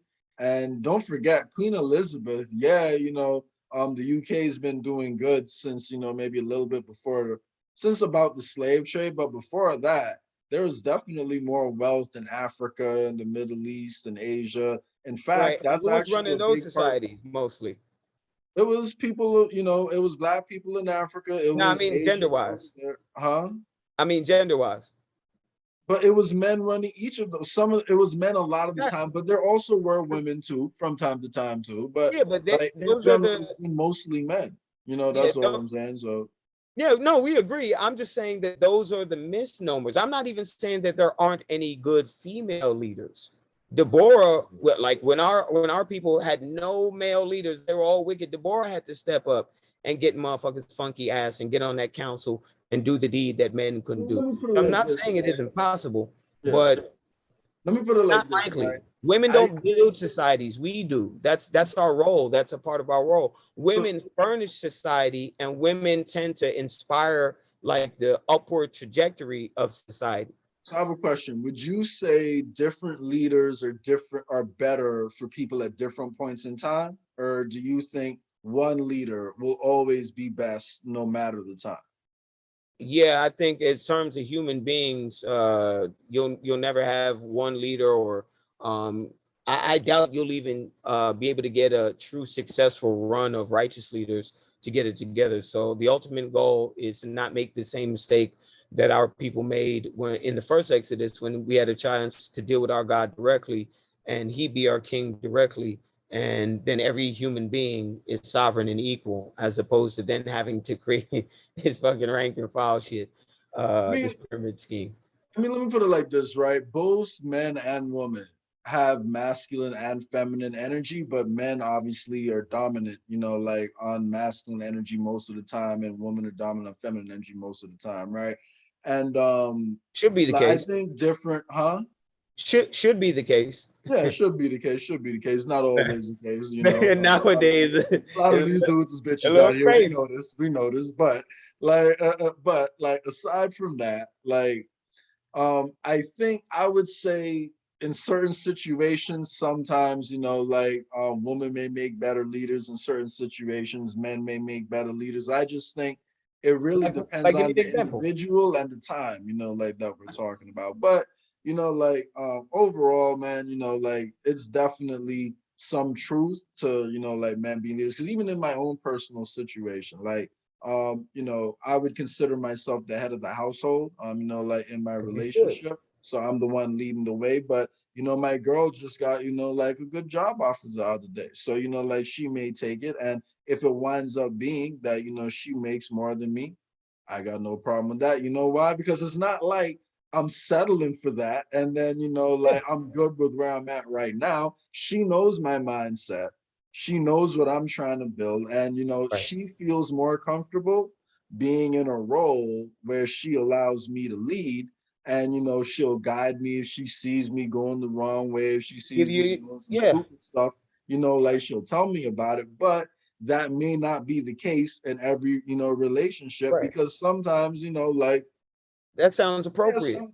sometimes, the woman may make a better leader. So I don't know. I just can't judge for every situation, right? So the only thing I would say is, I think it's a case by case basis, and it's how people feel good. But I will agree that because of society, naturally, some people fall into different roles more than others. But Right. It's a dance. So for instance, well, I had younger brothers, so I got experience with kids. But let's say a woman has better experience with children. Of course, you're going to concede, given she has the wisdom and the experience of, let's say, even your particular child. You may have dealt with children, but you don't deal with your baby like how she be dealing with the baby. You understand what I'm saying? for For the whatever most reason. part, So yeah, for you the most part, defer. the mother's connection will always Right. be, like probably the deepest connection to the child, Right. because the You child just like grew in the mother's stomach. So that's true. right. So you just defer because she has the experience. But I'm just gonna pose like an example.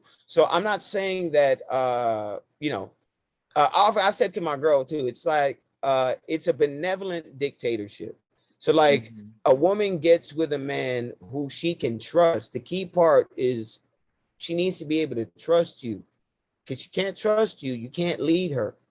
You Yeah, understand? yeah, yeah, So yeah. it just doesn't make sense. So the choice is on her. You're doing your life and on your purpose anyway. If she wants to come in and join or take shelter under your umbrella, then that is her choice.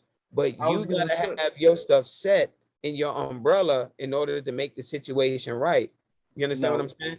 So I get I what just you're want to saying. ask this real quick. Mhm, So in a relationship, and I'm not saying yours, and I'm not saying mine, mhm, I'm just saying in mhm. general for anybody listening, there's a fork in the road, and you say, well, let's go left, and your wife say, nah, let's go right.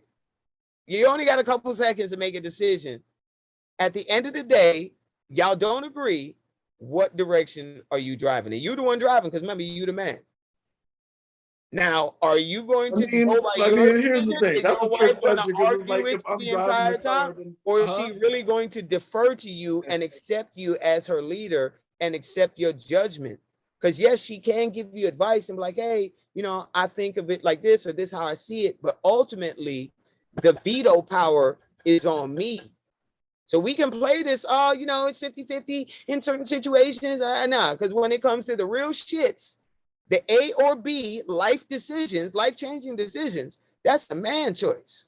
And if a man is a benevolent dictator, then he'll consider what his wife is saying honestly. And if the wife is a genuine wife, she'll concede to the judgment and have full confidence in the decision that the man made, even if it doesn't go along with what she believes. Hey man, That's how listen. I seen my mama get down with my pops. And my pops hasn't been right about everything, but my mama makes sure she says her piece, and she's with her man. She's gonna try and help the situation work, even if she don't think it's gonna work. She's going to still help that man and So do let me her put it like role of this. job.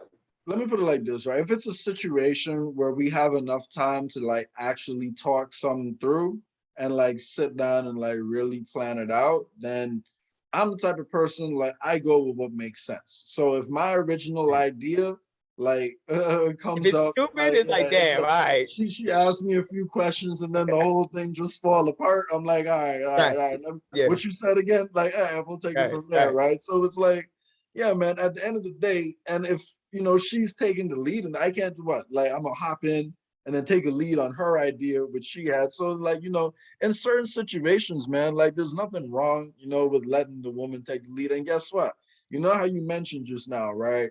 If a man, is in a relationship with a woman and he feels he finds his purpose, but what if, like, say for example, like someone like Angela Yee, right, who's a DJ over there in New York.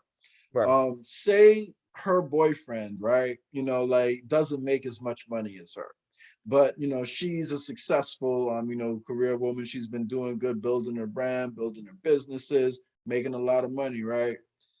Should she only date people who make more than her? And what happens if she falls in love with someone who makes less than her, but like, is that person who makes less than her with no expertise over the business she's in, is he supposed to now come in and then make decisions for her income and her life? Or since she's the one who's making the most money, would it be on her to like actually, continue her business, and then he'll put in his 2 cents and he'll do his own thing on the side? But if she's the one making the money, right. then is it out of the question for a man to just let her do her thing? Is that out of Well, the does a woman really, let's say that's the situation and she gets with a guy who's let's say below average, street dude below average, probably, let's say he probably make 20 less than 20K or something like that, or I don't I think don't she know. would be with someone like that, because she would probably want to be with someone who's at least managing his own shit.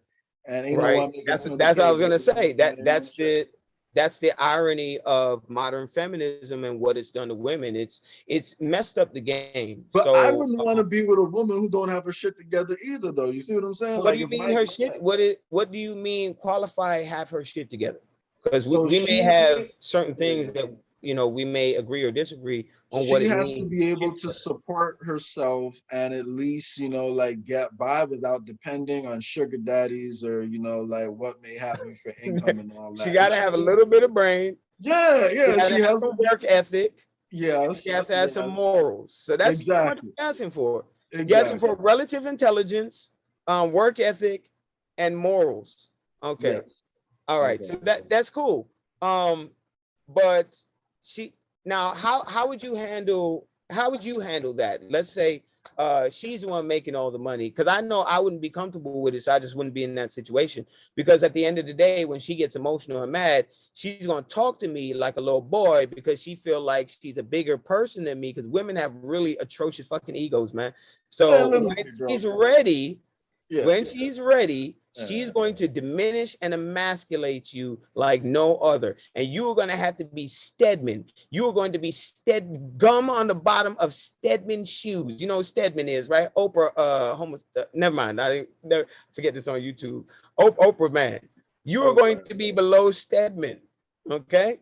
No, Listen, that's a man. demeaning. I don't know. I got to I see would an say, here's example the of it. thing, right? I think it really depends on your relationship, right? Because, like, at the end of the day, Better be blowing her back out, man. but here's my thing, right? If say my That girl, ain't gonna right, save you. say she launched a podcast, right, or she launched a show, and it just went straight to the moon. Like, I'm talking about straight out the gate. She got 50 million views, and everyone was loving her shit, and she was doing it, right?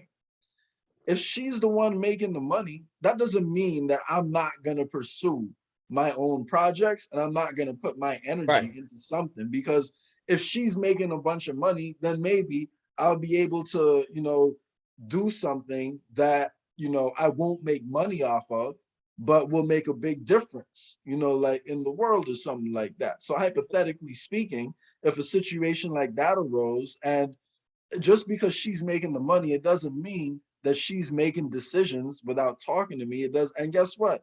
There's women out there who would be in the position where they'll allow the man to be the head of the household and really have that veto And power still you're go. talking about, I was gonna even say, if they're making that money. But in certain situations, I just don't think it necessarily like has to be I'm a talking about the situation where, average, because what I've experienced and what I've seen is, especially with these modern women and feminism, with modern women and feminism, and the really the man hating that they've learned over the last 70 years, which to me doesn't even make sense, because if it wasn't for us building society, they'd be pissing and defecating in the fucking jungle and in the woods with mud on the back of their heels and well, bugs crawling up their hoo-ha. I mean, So here's the thing, though. We have to we appreciate. made agriculture, we made fucking running water and circulating air, and we made air conditions when they started complaining about it's too hot to work inside of the office. We made all of these things. Women have contributed a lot too, though. Women have contributed not a as lot much to as science nowadays. Like, not as much as us. Even outside of that Not even situation, close. right? Even outside of that situation, right? We build society. This is what we do, man. Hold on, real quick. Let me just something. You remember what we touched on at the beginning of this conversation? How like life is about love and joy and happiness and all that. Like at the end of the day, in my opinion, a lot of that feminine energy, right, is generating some of the most creative and some of the most beautiful, fun parts of happiness. Like if you have like a woman, like this, most of the time, say for example, interior designers, right? A lot of the time, the best interior designers are either women or gay dudes who have a lot of feminine energy, right? So like I don't know about that. I don't know. I don't know too much about design, so maybe you know more than me. But I actually don't know that much. That was a big. I would argue against that, because look, the best chefs in the world are men. All right, women are known for cooking, or supposedly, but the best chefs in the world have. I said women are known for cooking, supposedly, or it's associated with them. But guess what? The best chefs in the world are men. Best chefs in the world. They're mostly men. It's men. You know what? I actually hadn't thought about, but we the best. But most of the famous chefs. Most of the famous chefs are men. Most of the famous chefs. I give you that. But listen, they can't fuck with my mama though. So I don't care what nobody talking about. They can't fuck with my mama. But other than that, according to them, I'm cooking something different. But yeah, my mama whooped their ass. But there you go. You see what that is, though, right? That's that feminine energy I'm talking about, right? So she cooked with love. She loved me, man. My whole point is, right, I think we do underplay the importance of that, like not just in decision making, because sometimes, man, logic can't explain everything, right? Because we don't fully understand the world. So a lot of that creative aspect, like I think it's only 5% of the world. The rest of it is 95%. That's the heavenly planes. That's that dark matter. That's the left brain. That's the artistic side. I get what you're saying. I agree even, but I would say that the only subtle difference in the agreement is the context. So I think that women right now, in terms of the Western woman, this isn't even all. I can't speak for women in second or third world countries. Maybe Jamaica. And even the feminism is hitting them wild too. You got 70% paternity fraud going on, which is disgusting, disgustingly disrespectful. And there needs to be a jail policy for. But that's another subject matter for another time. But yeah, as far as Western women, I think that this Jezebel spirit that has been put on them from the 60s is what's not allowing them to really truly accept the role in the feminine principle that they should be exuding it in, because they've been indoctrinated to think that they have to compete with men and therefore adopt masculine traits in order to succeed in a masculine world. And the masculine world which they're trying to succeed in is a work environment, because that's a man's role, is to provide. A woman's role is to do the other things in the household which allow for society an upward trajectory. Okay, you don't want to live in a shack and in a cave. I have to build up resources and amass resources, both intellectually and wisdom-wise and materially, to build this upward trajectory of satisfaction for this female, which is having dissatisfaction due to her hormones by design, which causes the man to build this in preparation for the children. So if you're fucking up the order and you ain't concentrating on your role and you trying to compete with me with my role, then I'm going to be frustrating and you going to be frustrated. But the difference is you need to get your behind back in your role and your place and stop trying to fight me for my role and my place. I've been doing what I'm supposed to be doing. You the one who ain't doing what you're supposed to be doing. And then you're raising the kids to act like you, and then the little boys have my body, but your attitude. This is like this is the Black community in a nutshell. And I'm just speaking generally, because not everybody who's single mother raised is extremely effeminate or is extremely this or that. And just because you had both parents in your household doesn't necessarily mean that you're the most balanced person ever. I'm just speaking in generality. So I don't want nobody to get offended, because internet is sensitive. So yeah. No, I get you, man. And I agree in the extreme situation that yes, what you're talking about is definitely a bad thing. But I will also say, just the fact that even if you look at the more recent trends, men in general haven't, like, even in recent history, Black women make more than Black men, because Black men do face like certain obstacles that holds them back even more. But in recent history, we like make more than you still make more than them. No, it's not much. The gap is closed. Go to blackdemographic.com. We still make more than them on oh annual. really? Oh, okay. Yeah, they just go to college more than us. Yeah, and, I was gonna say college degrees. Yes, you yeah, sure about that? I think go to, last time I checked on Black Demographic, that was the statistic. We're at like, I think it's at like 80. I look on Black. Matter of fact, let me pull it up. You go ahead. I'm gonna pull it up. Okay. Well, I was gonna say, while you look that up, as far as the feminine energy goes, like just in the decision making process, the only thing I can say is, I think that sometimes the kindness and the empathy that goes along with that like feminine energy is something that is overlooked. And by having only men thought of like as leaders, and kind of diminishing like the woman's role, at least in that process, which I feel has happened, I think it does us a disservice. But again, each situation is different. I think in most situations, well, in a lot of situations, because of the world we have today, it will wind up being that the man is the one with a little bit more of that drive, like to get out and go get it, like and truly we create make and more. build. This is Yeah. what we're designed to do. Yeah, It's just what we're designed to do. but They're not designed for everyone is built like that. Not every man is built like that. Most are. And if they're not built like that, that's because they've been raised in a system where they haven't been raised properly. You understand? Probably without their dad. Well, here's the thing. This is why we What we consider success now, right, is also built in a paradigm where scarcity has been, our reality for the past few thousand years. And I would say, it is a little bit different now, because we actually have the ability to automate abundance. And like we can actually have machines do, like a lot of the jobs you don't necessarily want to do.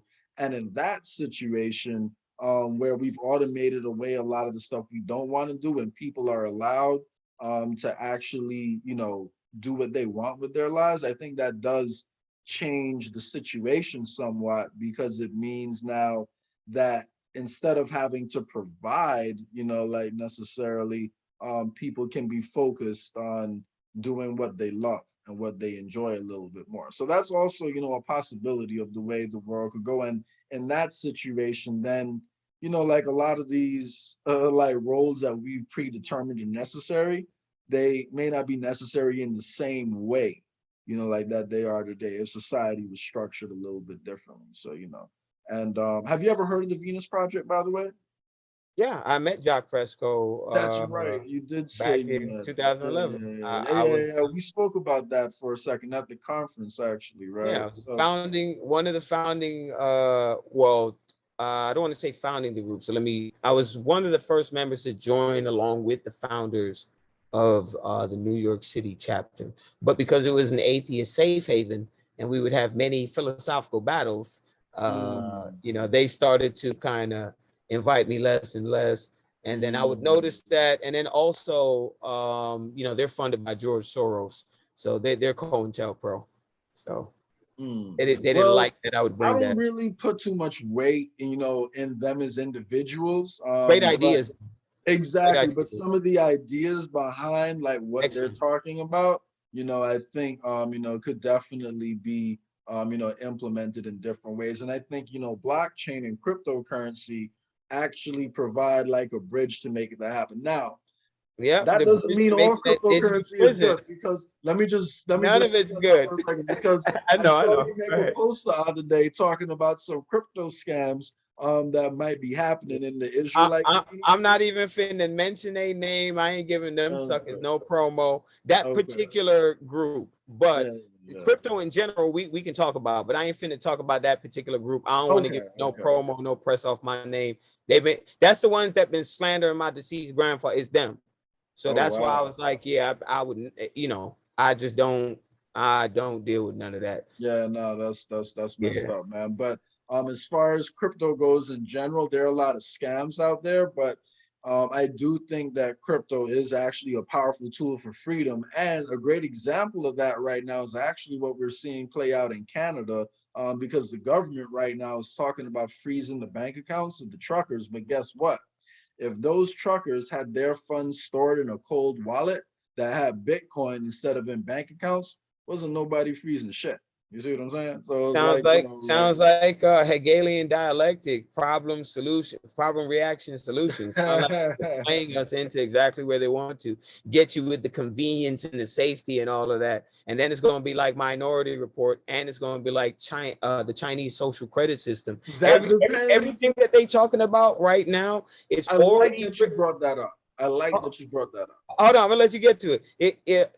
Everything that we're seeing right now is essentially already set up in China. So it's a social credit system where our ratings and Not ranking quite, are. not quite, not Hold quite. on, I'm telling you where it's headed. It's not there yet. In China, it's already there. No, What I'm it's not. saying, It's not though. yeah, it is. It's a rating system. It's there. You literally What can't get I'm on the talking about train. isn't there. Something is there, but what I'm talking about isn't No, there. no, that's what I'm saying. That yeah, the Chinese social credit system. What you're saying is the optimistic view of what can be done with the technology. I don't have a problem with that. I'm telling you what's in the I'm telling, or what I teach, and what we're talking about right now Okay. is So what's written within their documents and their legislation. This is multiple documents, multiple legislations telling you the direction that they're going to take the technology. I This agree. is I know that's what they're trying to do. I know that's what they they're want to do. going I'm not even to. disagreeing. I'm not disagreeing that that's what they want to do. But have you ever heard of Estonia? Do you know what they're doing over there? No, I've heard of Estonia, but I don't know what's Yeah. going on. So they have a digital ID system over there that's stored on a decentralized ledger. That essentially means that it's not all stored in one database on one central mainframe. It's stored on a variety of nodes, like throughout the country. And their digital ID is actually self-sovereign. So that means that they have full control over their own data and all their government records. So, say for example, the police decide, they're going to investigate you, right?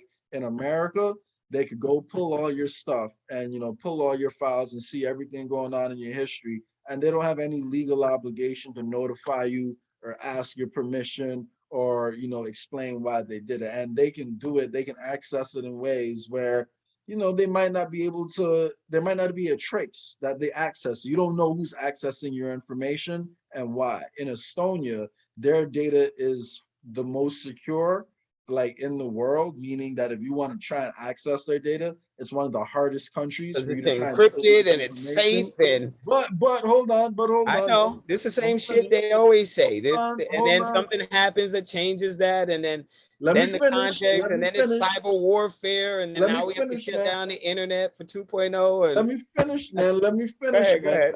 Throughout the whole system, right? They actually have to what do you call it? They actually have to keep digital transactions and ledgers of every time they access people's information and why. And unless it's some top secret stuff, like people have the opportunity to like ask them questions. Well, why were you accessing my information? Even doctors can't even pull their own patients' records in Estonia without the people taking out their device and approving that. So my whole point in saying this is, right, as humans, like we have access to a technology that's far more powerful than a gun. But you know what a gun can do? Like a gun can kill someone, or a gun can protect your family and make sure that your family lives and enjoys the rest of their life, right? Right. Blockchain has the ability to lock us in to a, a social credit system like what we see in China. That's definitely a route. So I'm not saying that isn't a possibility. I'm not saying that's what they want to do.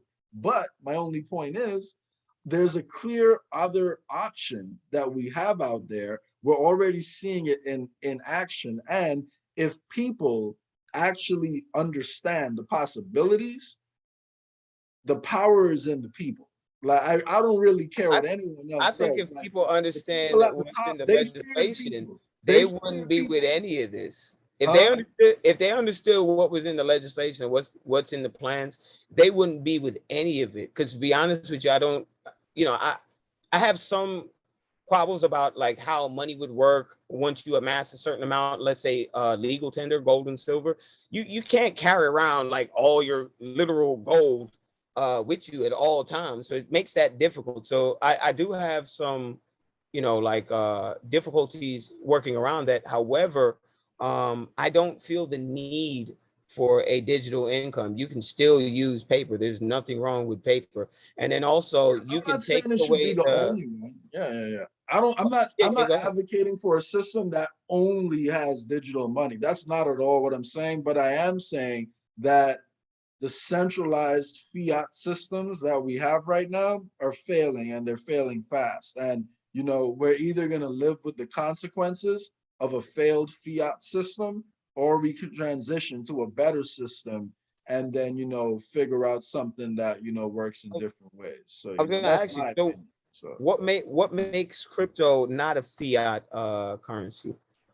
because it's stored on a decentralized ledger and it can't be shut down and controlled the same way it can on a centralized ledger. So how in China they can shut off your money if you decide you want to protest the government. And if you have Bitcoin, they can't shut off your Bitcoin. They can't freeze your Bitcoin. They can't take your Bitcoin if it's stolen. If it's stored in a cold wallet that's not even connected to the internet because it's on a private ledger. All those tokens are taken out of the network until you bring them back in. So But how does one buy anything? So even with that, how do you buy anything in the country when the country is going to put you on a ban and you won't be able to purchase anything no, with that but coin that you what my point is like they may or may not go that way because, like my opinion, right? If you look at Oh, they if you going look that at way. history, right? Republicans in general usually dictate financial policy in America, and Democrats usually dictate social policy, right? That's why you see low taxes for the rich, and that's why you see kids in California being able to get hormones and change their sex without their parents' permission. Right. Like when Democrats control social policy and Republicans control financial policy, the Maybe in elites get what socialist they agenda. want because Yeah. they concentrate wealth in the hands of the few, and they put like they confuse acceptance of people with promoting stuff that's actually bad for people. So like but my point in that is Republicans are actually on board, it seems like, with crypto, and Yeah, they both do sides are. seem, huh? Both Yeah. sides are. It's No, they're a not. part of They're their not. CFR agenda. Democrats are not at all on board with crypto. Oh And yeah, they are. huh? Oh yeah, they are. They I might not haven't be the seen it. cameras, but all of them are on the same page. Council on Foreign Relations position on crypto isn't exactly what people would say is in agreement, but and neither are the banks. But guess what? They've been had the ideas for crypto before Bitcoin even came out. In my opinion, crypto's threw a wrench in their plans because the plans that they had for digital money were on centralized ledgers. The plans that you've been reading about since the 1990s, Agenda 21, all this stuff, all that was on a centralized ledger. But how do you get people to buy in? Changes the game. How do you get people to buy into a digital prison? You open up the prison gates, and it's then not you don't. Prison. It's actually freedom, it is man. A prison. It's freedom. It's free. It's a lot freer. Here's the thing, right? The only benefit that American dollars really have is the fact that they're physical and you can see and touch them. But guess what? Hypothetically speaking, right? You would be able to have a world where you could print your Bitcoin and turn it into an actual note if you wanted to, and then use it like that. So that this is why I was asking you. My fault. This is why I was asking you what separates it from being fiat. So a closed or an open system because the government can't shut down transactions. But that doesn't make it fiat or not. What makes it fiat is the fact that's the key difference, because the government cannot shut down transactions. That's not what fiat is by dictionary definition. Fiat. No, it's not. But that's a key function of fiat, and why decentralized cryptocurrencies are different from fiat. That's what I'm saying. Okay, all right. But what I'm saying, point acknowledged. But what I'm saying to you is that it still is no different, generally speaking, because it's fiat by definition.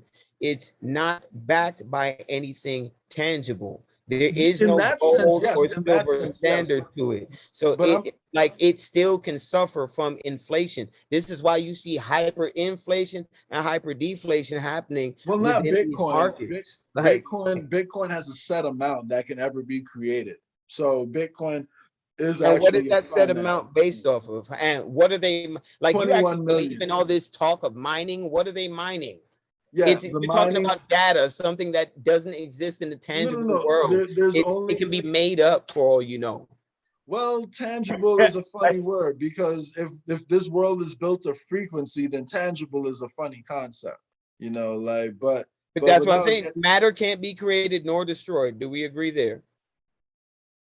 Yeah, we agree. Okay, so all there is, right? So there's a set amount of gold and silver, which is we use on this earth in terms of human beings. We use precious stones, metals as something to trade. There's also a set amount of Bitcoin because it's built into the algorithm, of the actual cryptocurrency. And who built the Bitcoin algorithm? No, Satoshi Nakamoto. I don't remember the guy's name, but the artificial AI that was created by this same people that are the elite that are running things anyway. Am I going to say that it's not possible? Here's the thing. Right? Suppose the person who created a gun in the first place, right? Suppose that individual was evil and he created it because of the fact that he wanted to go kill people, right? Does that mean you support taking away gun rights for everybody because the person who invented it did it for an evil purpose? If I could Thanos snap guns off the face of the earth and secure the fact, and obviously I can't, so this, and secure the fact that nobody can have a gun, then I probably say I wouldn't do it. I'll probably do the opposite and Thanos snap and give everybody a gun. So that way everybody act right. Everybody's strapped. They shouldn't even need a mental check, nothing like that. No, we're just talking about material goods, and we're assuming everybody's average. We're just talking about the average. Everybody's average. Nobody's a supreme nut job. We're just talking about supreme, a general average. I would snap and just give everybody a gun because everybody's going to act right. If you look at places like Denmark, or I think it's either Denmark or Finland, Switzerland, they have they got to join the army. No, there's that one, but there's another one where they have a gun ownership of something like 80-something%, and they have the lowest crime rate. That's Switzerland. Okay, so they have the lowest crime rate I think in all of the first world. So that just goes to show you that gun laws Yeah, don't do anything. In England, Switzerland is a funny spot because let me just jump in real quick there. Yeah, go They ahead. have a low crime rate because they're a very wealthy country, and they're like the bank of they're one of the biggest banking centers in the world. So it's an insane amount of wealth Okay, so that's yeah, stored in that can make that. Switzerland. But like the biggest predictor of violent crime rate is income level. So but yeah, like Look at England, though. when All right, so let's bring up consciousness. England. They're over there stabbing each other like pork chops and Yeah, but goddamn the roast murder rate beef, is still and they far have no. higher in America. That's But the what I'm murder rate saying. is still far higher in America. Yes, the people get Yeah, stabbed because more. we have more people. Uh, We have more no, people and the more rate freedom. is higher in America too. Like the rate is higher too. Like Is it? people, if you look at the percentage, it definitely is. Let me The check. murder percentage, it is. Like people die more over here. So anyway, man, all I was saying, right, is like yeah, Yeah, man. but Anyway. my point is, did taking away guns stop the violence? No, they just went to another way of doing it. Yeah, but anyway, my point is, right, in the circumstances that wait, exist, in the hang on. circumstance, let me just finish this train of thought, right? Yeah. Hang on one second. I just wanted to say something. The murder rate in the UK is 722nd, ranked 34th, I think. You said 700 and what? 722 Per 100,000 people, per 1 million people? I've got to check and see. Let me check and see. Go ahead though. My fault. Yeah, no worries, man. But in the big picture, right? Even if something was invented, like for bad purposes, it doesn't mean that that tool can't be used for a good thing given the circumstances, that people are in. So what I forget which scripture it is, but no weapon formed against me shall prosper, right? That's how it goes, right? So what if Yeah, it's a New Testament, I think, but I get the logic behind it. yeah, but you get I the can agree logic with that. behind it. So what Yep. I'm saying is, what I'm saying is, like just because something, even if it was invented with those, intents in mind, it doesn't mean that it can't be repurposed, like for something great. And we really don't know who invented it. It really could have been, like that an AI, or suppose it was, another civilization interfering with humanity and giving us a tool to help us break the spell we're under. Suppose it was actually an alien that invented Bitcoin and gave it to us and told us because they realized it would help us because they realized suppose they realized they could help us, fix a lot of the problems that we have today. So I'm saying these are all possibilities. Like how? But like how lock us into a digital prison that the no, but enemy what I just control? said, like, because here's the thing, right? Here's the thing, right? People can think that it's possible for us to go back to the Stone Age. However, the elites at the top, they don't want that because the truth is storing your wealth digitally is the safest way to store your wealth. Because you know what, Vin? If you got to store all your wealth in gold and keep it somewhere, that means you got to trust somebody. Like it doesn't No, matter it means what I it gotta is. You trust got to myself. trust somebody. I don't gotta trust nobody but my damn self. You do, because like I don't. If they don't know where the gold is hidden, what I gotta worry about? And if I don't tell anybody where the gold is hidden, what I gotta worry about? If something happens to you, you're gonna want your family to be able to access your gold. So right, you and that's what always the have will to is trust for. somebody. And it's in the But safe that nobody it's knows the much password to. easier. It's much easier for a mob of people See, to come up. there it is right there. It's convenience. This is how the enemy always gets you. It's easier. That's how they got us with checks. And then that's how they got us with credit cards. And then now that's how they're going to get us with digital currencies. Always people talking about it's just easier, more convenient. No, it's not. I remember going to Florida, or I forgot where I went, and I lost my wallet and my ID. I had over $5,000 in my bank account, and I couldn't get access to none of my own damn money because I didn't have an ID and a card. That's bullshit. So no, it's just because it's convenient doesn't make it better. It's not better in a lot of ways. But it's Vin, with the self-sovereign ID I was talking about, right, that they have over in Estonia, you'd be able to have your biomarkers tied to this ID, so you could pull up to the nearest station, whatever it is, put your little fingerprint on it, and then print out your new, because it's the most secure system. If it was possible for Bitcoin to be hacked, Bitcoin would have been hacked. You know how much the market cap is for Bitcoin right now? It's over $1 billion, bro. If it was possible, like the Federal Reserve has been hacked before, and Why? Yeah, but why would the people Bitcoin who has made never this been shit, hacked. Huh? why would, yeah, but obviously, why would the people who made the coins, who have the best hackers, the best technology, and the AI to make the blockchain and the Bitcoin itself, why would they allow it to be hacked? But my They're the thing ones is, gathering all the when people's have money you, and they've never collecting been able to everything. stop crime. They've never been able to really stop crime throughout humanity. People are always going to rob when That's they, because you know, like, they've never and made it a goal to do so. They've of never course, made it a goal to man, stop come crime. on, man. You don't think plenty of people are out there trying to hack Bitcoin and get some of that money? You know how much money's in the crypto market Yeah, right but now? how you gonna beat a Billions of quantum? dollars. How are you gonna beat a quantum computer? You're not. It's a quantum computer that designed this thing. There's no human being, even the best hacker in the world, said he doesn't believe that the blockchain and Bitcoin was made by a man. He thinks it's a quantum computer because some of the coding and like the ideas behind the coding, and I know nothing about coding, so I can't attest to this. But this is what the dude said in the video. He doesn't think, Yeah, because but human listen, beings make man. mistakes. But This Vin, you're thing has talking about, no mistakes. yeah, Vin, So you're talking about one dude in the video, right? And I'm who is the talking best about, hacker in the world? So he's more qualified what's to his talk name? about this. What's his name? I would have to send you the video so you can watch it yourself. I don't know the So brother's I name. want you to It's a send me white the cat. video, and I will Gotcha. paste it in the comments of this video Matter of fact, let me write it down. so people can see your opinion on it.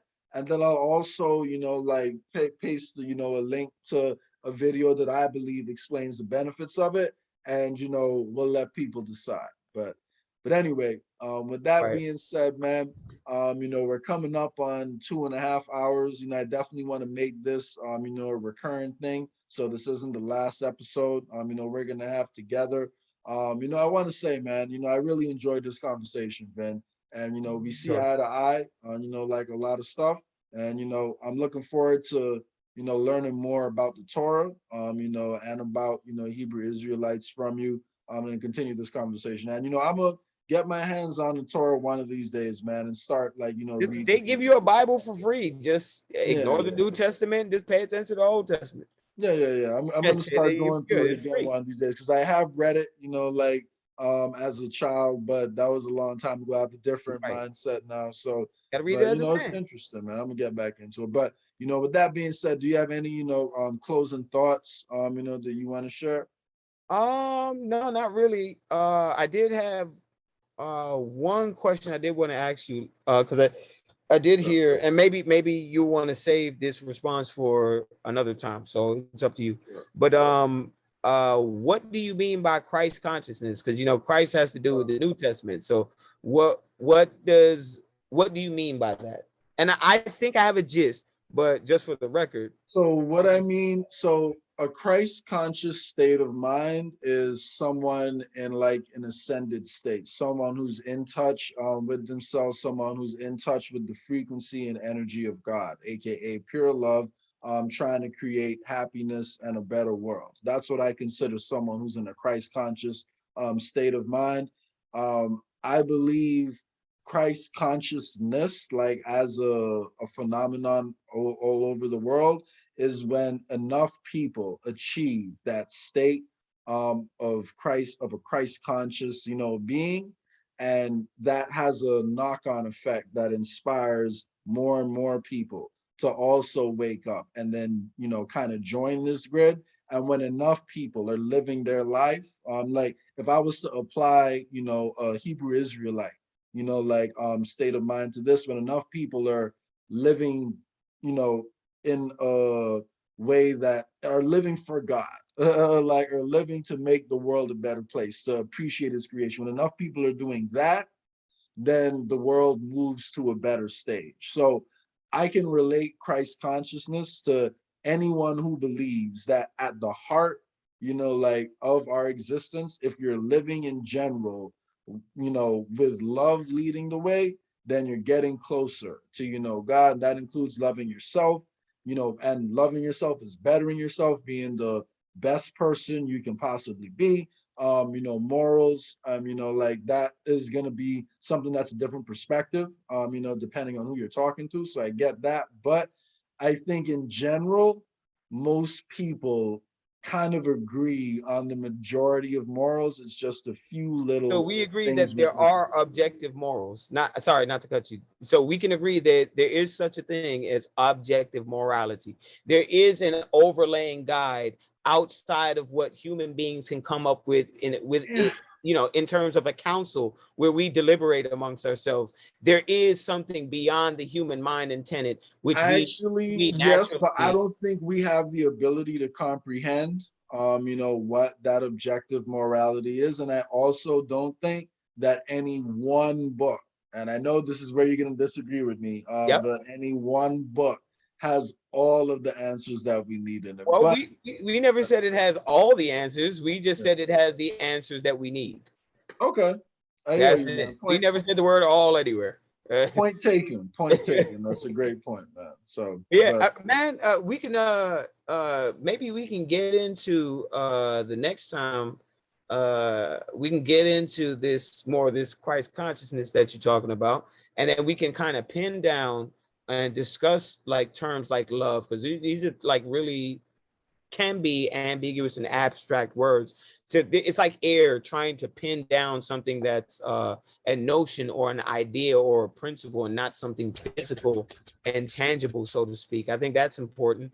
And also happiness, so we can define what happiness is, and also why morality plays a key role in what we define as love and happiness, and why morality ultimately is the underlying factor, between making or accessing this Christ consciousness, as you put it, and not being able to access it. I think that would be an excellent conversation, given the dynamics of it. I like the sound of that. You're up to that. We can maybe chop it up back and forth and kind of iron out more ideas. I'm already writing like couple questions down.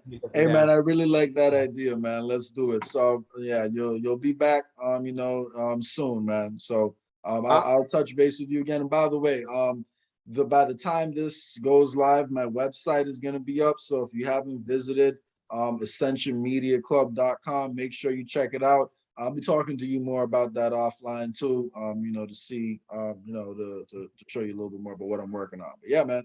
Let's do it, man. I think that's a great next topic. All right, perfect, man.